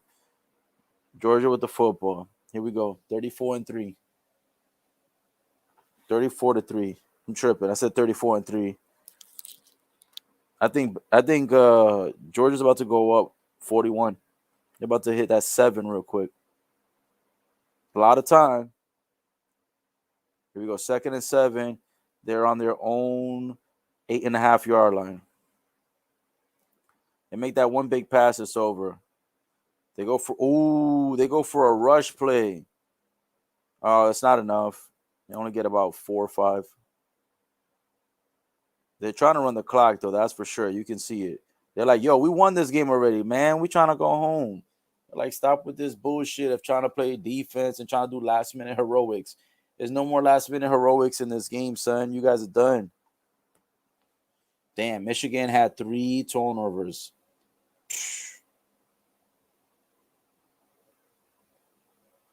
Big-time turnovers, man. And their yards, terrible.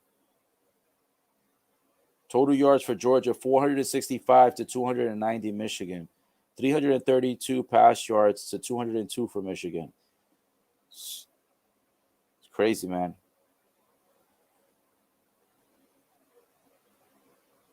Here we go. 5 minutes and 17 seconds to go. This game's almost over. 34-3. I'm telling you, bro, Georgia's going to cover that -1.5. That -1.5 for the second half line. It's looking so good right now.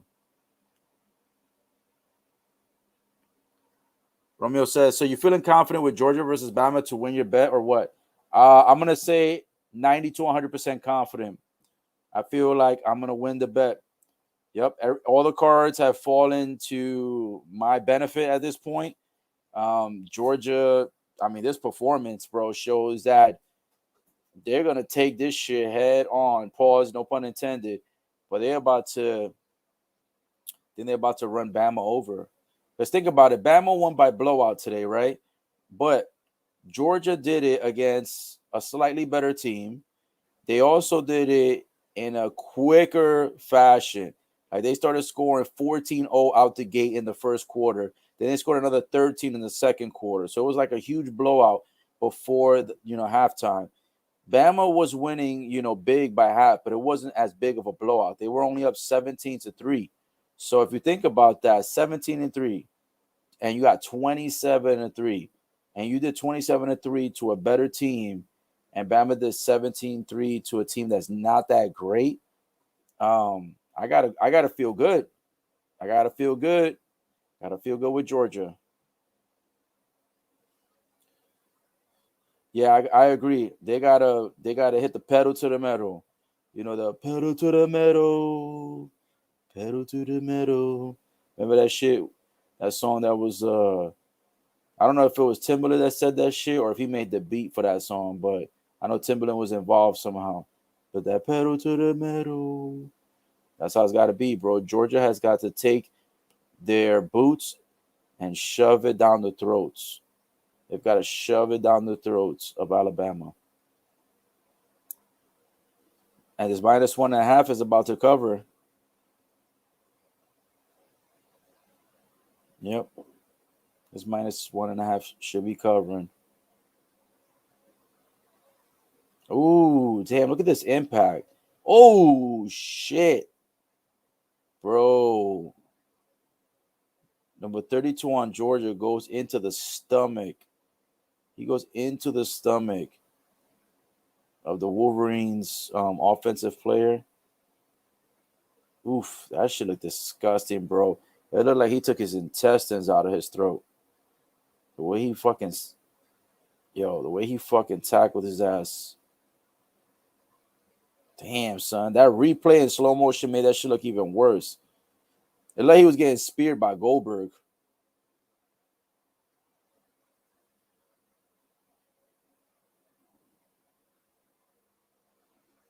Bro, they doing so much drama at the end of this game. Like, this shit is, like, close. They're acting like it's 34-31. Bro, end this game. It's 4 minutes and 35 seconds to go. It's like, end this shit already, bro. You're acting like there's still a chance and like it's still competition. This shit's been done since the second quarter. Like, stop finessing and let's go.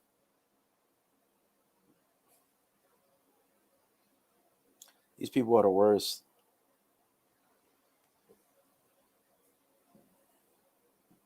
Bro, these guys better not go for no onside kick. This would be so stupid.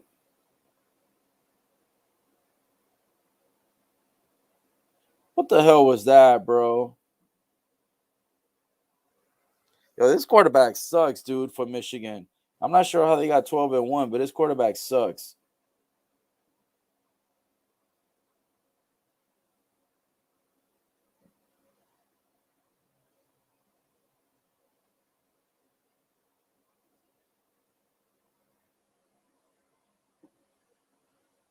Michigan fans are going to be so bad.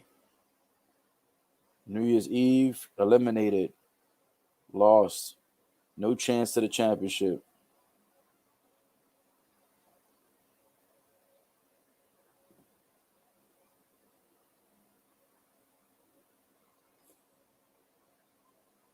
Oh. Yeah, bro. They out here celebrating down 25. Like, they stupid as fuck. Oh my gosh, dude. What is this celebration about? Like, There's 4 minutes and 25 seconds to go, bro. You really think you're going to score 24, 25 points in 4.5 minutes? Bro, you'd have to have the biggest miracle. Like the biggest miracle, bro. Everybody's so happy on the sidelines. They're acting like they just won. This shit is crazy. Here we go. Are they going for two? Oh my gosh. Look at this. Look at this. Look at this. Look at this. They actually get the 2-point play. Oh my gosh. Bro, this game, the ending to this game is so stupid. Bro, are they covering the second half? Let me see how much that is now. With that 2-point conversion. This game is a bunch of bullshit. They just fucking rigged mad people out of money with this shit, bro. They rigged so many people out of money. I bet you, bro, like at least 75% of the public that took that half line, the half line spread, that shit, bro, that is so bogus. What did I tell you? If they cover that spread, bro, it's gonna be hella rigged. I'm telling you, rigged by Vegas, son. Rigged by Vegas.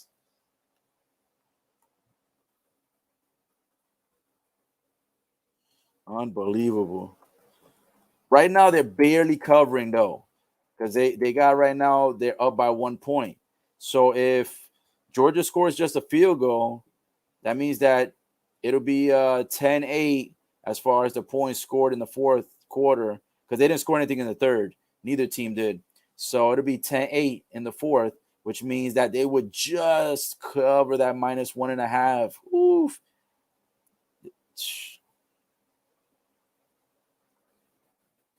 Bro, shit's gonna be crazy. I want to see how this is gonna end with the half line spread. This is gonna be crazy. The boy said bogus with $3 signs. Yep, that's the word I use all the time. This shit is bogus. Here you go. Rigged by Vegas. Rigged by Vegas, son. Crazy. All they need is a field goal, though. If they get a field goal, that's it. It covers the -1.5. So there's still opportunity, my friend. If they get a touchdown, it's even worse. And for sure, it's covering the -1.5 because there's still 4 minutes and 20 seconds to go. 4:20. You know, nobody's smoking, but it's 4:20 left on the clock.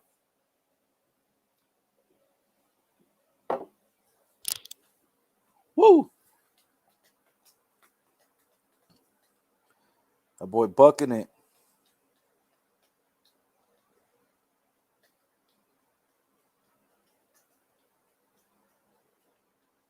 Bro, that mascot looks legit, bro.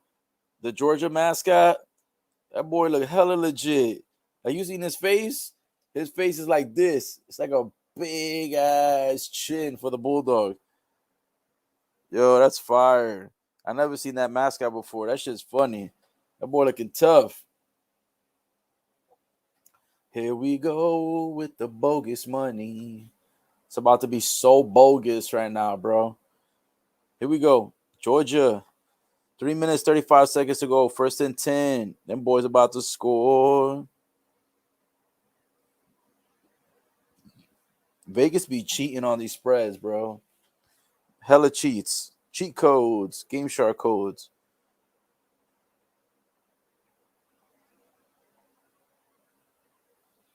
Watch this. Watch this. See how rigged this is. Where are they at the 40? Mm-hmm. They're about at the 40. Oh, don't tell me somebody else got injured. Damn, a lot of Georgia fans came out, though. A lot of fans showed up for this game. They felt confident.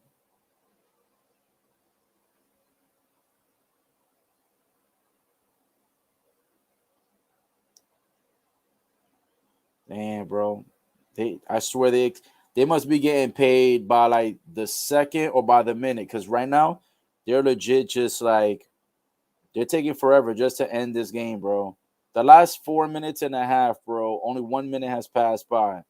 They've literally burnt like 15, 20 minutes on just the first 60 seconds of the remaining 4 minutes and 30 seconds.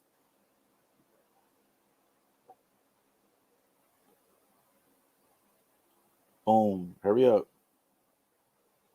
Bro, Georgia be finessing, bro. They do a run play and they get about 2.5 yards. Why did the clock stop, bro? Oh my gosh. Michigan calling a damn timeout for what? Bro, you have no chance. Just let that shit run. Bro, I hate teams that are sore losers. They know that they're not gonna win, and they're doing everything they can to delay the process using a timeout. Like, bro, get the fuck out of here. Just let the game finish already. So stupid, this team.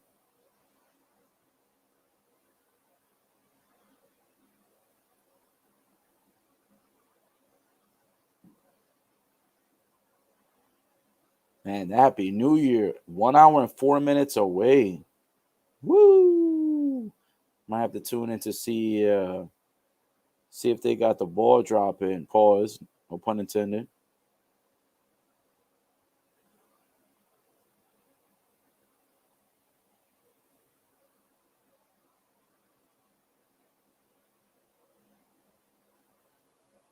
36. That boy's gonna do a run play. Wow, that boy's got the first down. Yo, it's about to be 41-11. I'm telling you, that plus 1.5 is not covering. Not covering at all, son.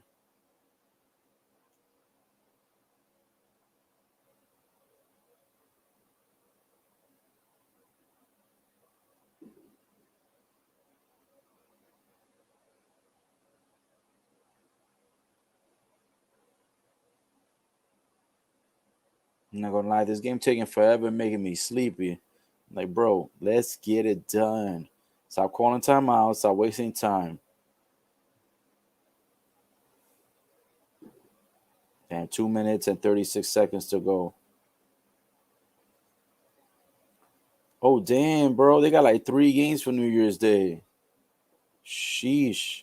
They got the Ole Miss game, the Ohio State. They got the OSU game. And they got a whole lineup for tomorrow.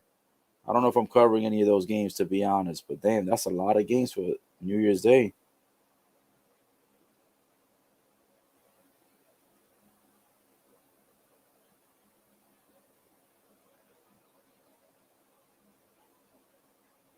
Here we go. 2 minutes. 2nd and 7. They're about to get in the red zone. Bro, that boy went out. Oh! Just when they thought that they had that boy down, the boy escapes, runs forward, getting about 3 yards. Nice.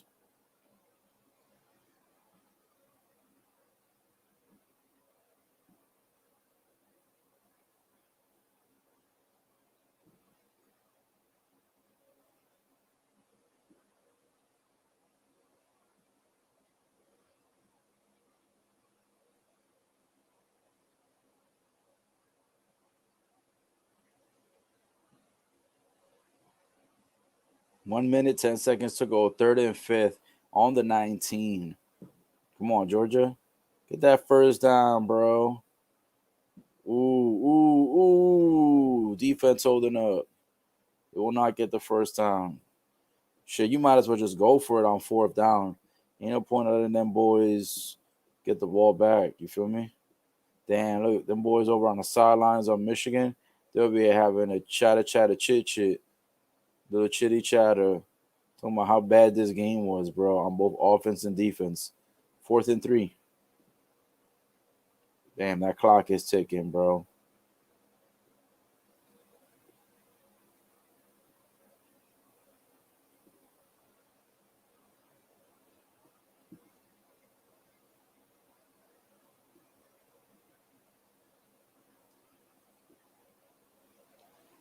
Well, there it is. The remaining time is gonna tick off the clock. 14 seconds to go. They called the timeout right when the time is about to expire. Fourth and third. I guess the -1.5 will not cover. Looks like the +1.5 on the Michigan line is gonna hold up by one freaking point. Not even by like two. Crazy. That shit barely covered. See y'all in Indy.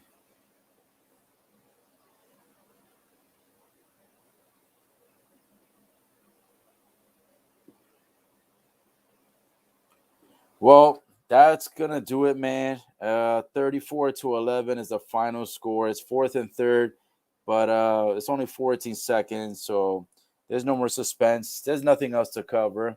I want to thank everyone for tuning in. I appreciate all the love and support. Thank you so much for the likes, the comments, the subscriptions, and thank you for showing up on YouTube, Twitch, and Twitter, man. It was a very interesting night, and I hope everyone has a happy New Year. Stay safe. And my homie says, laugh my ass off. Night, bro. Happy New Year. Hit you up tomorrow. Yes, sir. Tomorrow we'll have an epic moment. It looks like Michigan covered the +1.5. Looks like they covered it. Vegas made the phone call, and Georgia made sure not to score. Oh shit. All right. Good night, brother. See you tomorrow. Stay safe.